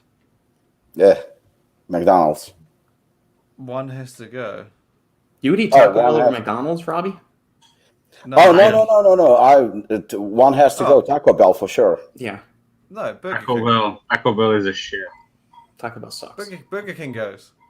No, McDonald's offers everything that Burger King has. right, but there's nothing that makes me want to eat at Taco Bell ever. Yeah, but if you want variety, you just stuck with McDonald's and McDonald's has Burger King. got 86 fucking things on the menu. I've got all the Yeah, variety I need there. Yeah, so yeah, that's what I'm saying. But on the odd occasion, you wanted to try something different. I'm You cooking my can't own necessarily Mexican go to Burger food. King. No, Taco Bell. I mean, sorry, Burger King's gone. Burger King is. Okay, all this food made me hungry. Yeah, I'm kind of hungry too now. Yeah. McDonald's fries are fantastic, but only in the first 5 minutes. McDonald's fries are amazing. Yeah, we got another one of them. Fucking, I am the pretty guardian of love, Sailor Venus. Are they going through the characters of Sailor Moon? I don't know. I never watched Sailor Moon. I watched Dragon Ball Z, but not Sailor I Moon. mean, I watched Dragon Ball Z. I watched Sailor Moon too. You got I don't know. time. This is pretty funny though. We can just keep going with this. I'm good with this. Yeah, Sailor Mars. Keep putting the comments in there, man. That just grows the popularity of the channel. I mean, I'm fine with that. Burning mandala. What the fuck?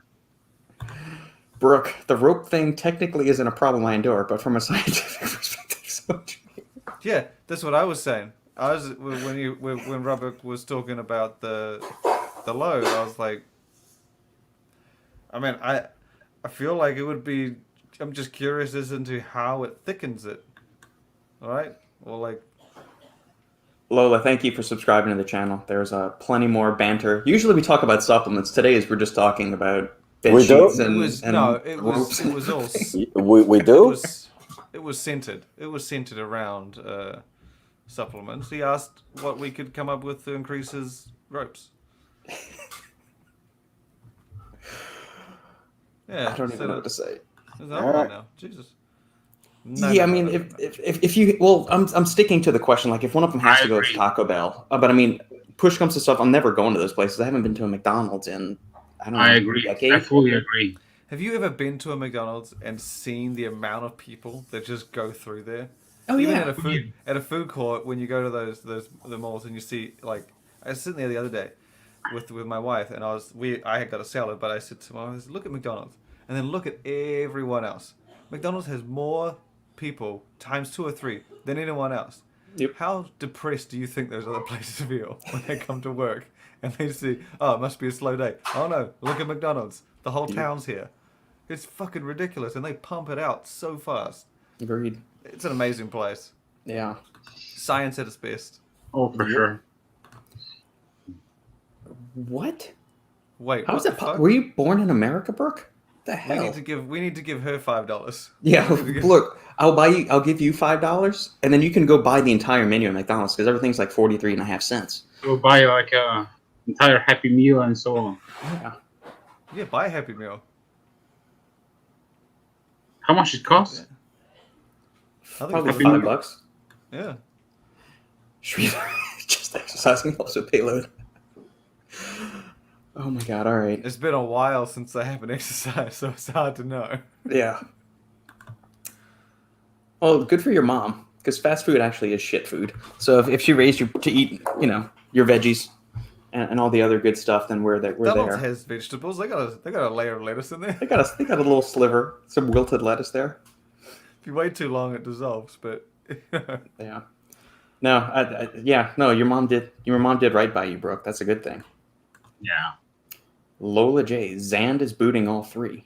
Yeah. Good for Zand Dandito, man. No. You always need one. One has to go. Easy. Matrix. I'll stick with the Terminator 2. No, I don't sorry. care about. I'm saying I'm booting Terminator. You're getting rid of Terminator, or you're keeping Terminator? I like the Matrix. More than the Terminator? Mhm. More than Terminator 2, I guess. Yeah. Yeah, okay. Feel They're like both these- great movies, but if push comes to shove, I'm going Terminator 2. No, yeah, I'm going the Matrix. First Terminator is great. The rest, everything after Terminator 2 sucks balls. Yeah, I didn't even bother watching the last one. Zero interest. They all can go. Oh, Westworld. Give my own My off problem topic. with TV shows is the investment when there's multiple seasons. Or then you have Right. to wait through, just wait until the entire series is over, then you can go No, and watch but them all. once you start the first one, you then have to go through all the seasons that are there. Yeah. It's a lot of effort.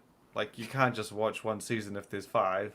Well, Westworld it depends. has that. Like, if you're really disappointed by the show, you could definitely be, you can can't. No, stop. you can't. Sure you Absolutely. can.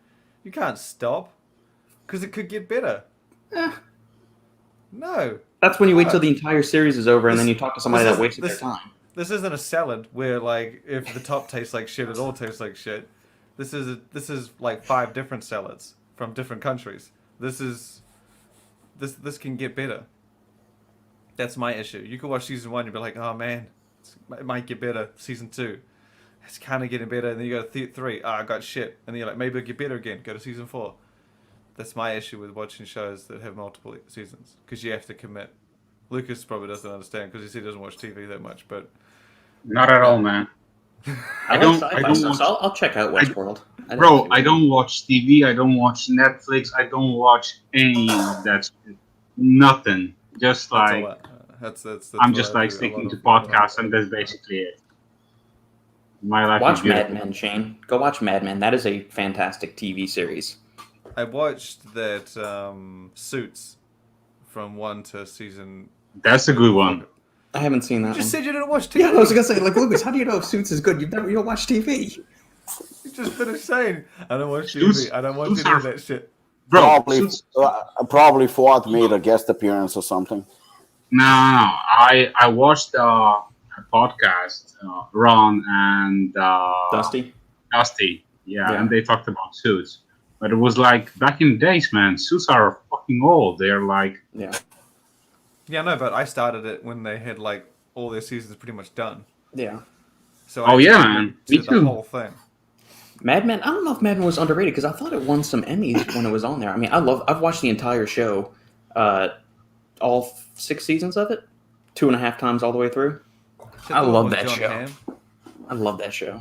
Is that the one with John Hamm? Yeah. Yeah, fantastic show. Hmm. Sopranos is still my all-time favorite. That's a really good one. That's a See, really good one. I've never seen an episode of that.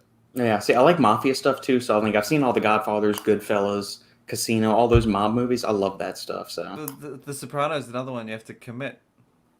So yeah, many and they seasons. did something weird. I'm glad I didn't watch it like when the show was actually on because they took like a 1.5 year hiatus between I don't know like the 5th season and the final season or however many seasons there were, and they just kind of checked out forever. One has to go. Man buns. I don't get man buns. I don't get it. bro, look at us. Yeah, No. I'm anti man bun. Interesting. Unless Yeah, you're I like would a say- Japanese samurai that's got the top knot thing going on. They're no. I would say mullets. I mean, it's I wouldn't like any of them, but if No. I wanted to go, it would be mullets. Because man buns can look kind of appropriate and upscale. A mullet can never do that. business in the front, man. Party in the back. Billy Ray Cyrus. No. Miley Cyrus's dad, Billy Ray Cyrus. Achy breaky heart. Knew what was going on with the mullet. Yeah, but she doesn't give a shit about anything, so who cares? I'm just saying, if you went to like a dinner or like a date, like a fancy restaurant, I think a mullet would be less accepted than a man bun. A man bun. Although if you go to McDonald's, it doesn't matter. They accept all kinds of haircuts. Right. Yeah. Lola. I've only seen a few seasons of Mad Men. The early ones, they're great. They're awesome. You'll enjoy it. Shows get me through cardio. Watching Game of Thrones was disturbing. Well, this is a series. So I waited till the entire thing was over, and Shane and I watched all 7 seasons of it, or 8 seasons. The first 4 of them are great, and then there's a definitive like feeling and vibe in the show where it all it goes like, so they had the books that George R.R. Martin had written, and so they're running from the source material for those first 4 seasons. You get to season 5, and everything just starts slowly falling off the cliff, and the last season's a fucking train wreck. But the amount of nakedness is tampered down as the show gets older. So the first 2 seasons, it's like there's boobs and asses and everything all over the place, and then like seasons 5 and 6 and 7, they're not as much. I haven't seen it. I know I watched Spartacus. I was in that. Yeah, I do remember. Yes, your glorious debut. They had tits and ass all through that, and I remember when I was young, and that's why I signed up. They were like, "Oh, there's part nudity in it," and I was like, "I'm down to see some nudity in the movies." So I signed up as an extra, and I didn't see anything. And they said that when we had all these dead bodies, because that was what I was, the dead body a lot of the time. I loved it. You just fall asleep. But they were like, "Oh, we're gonna have some nude bodies.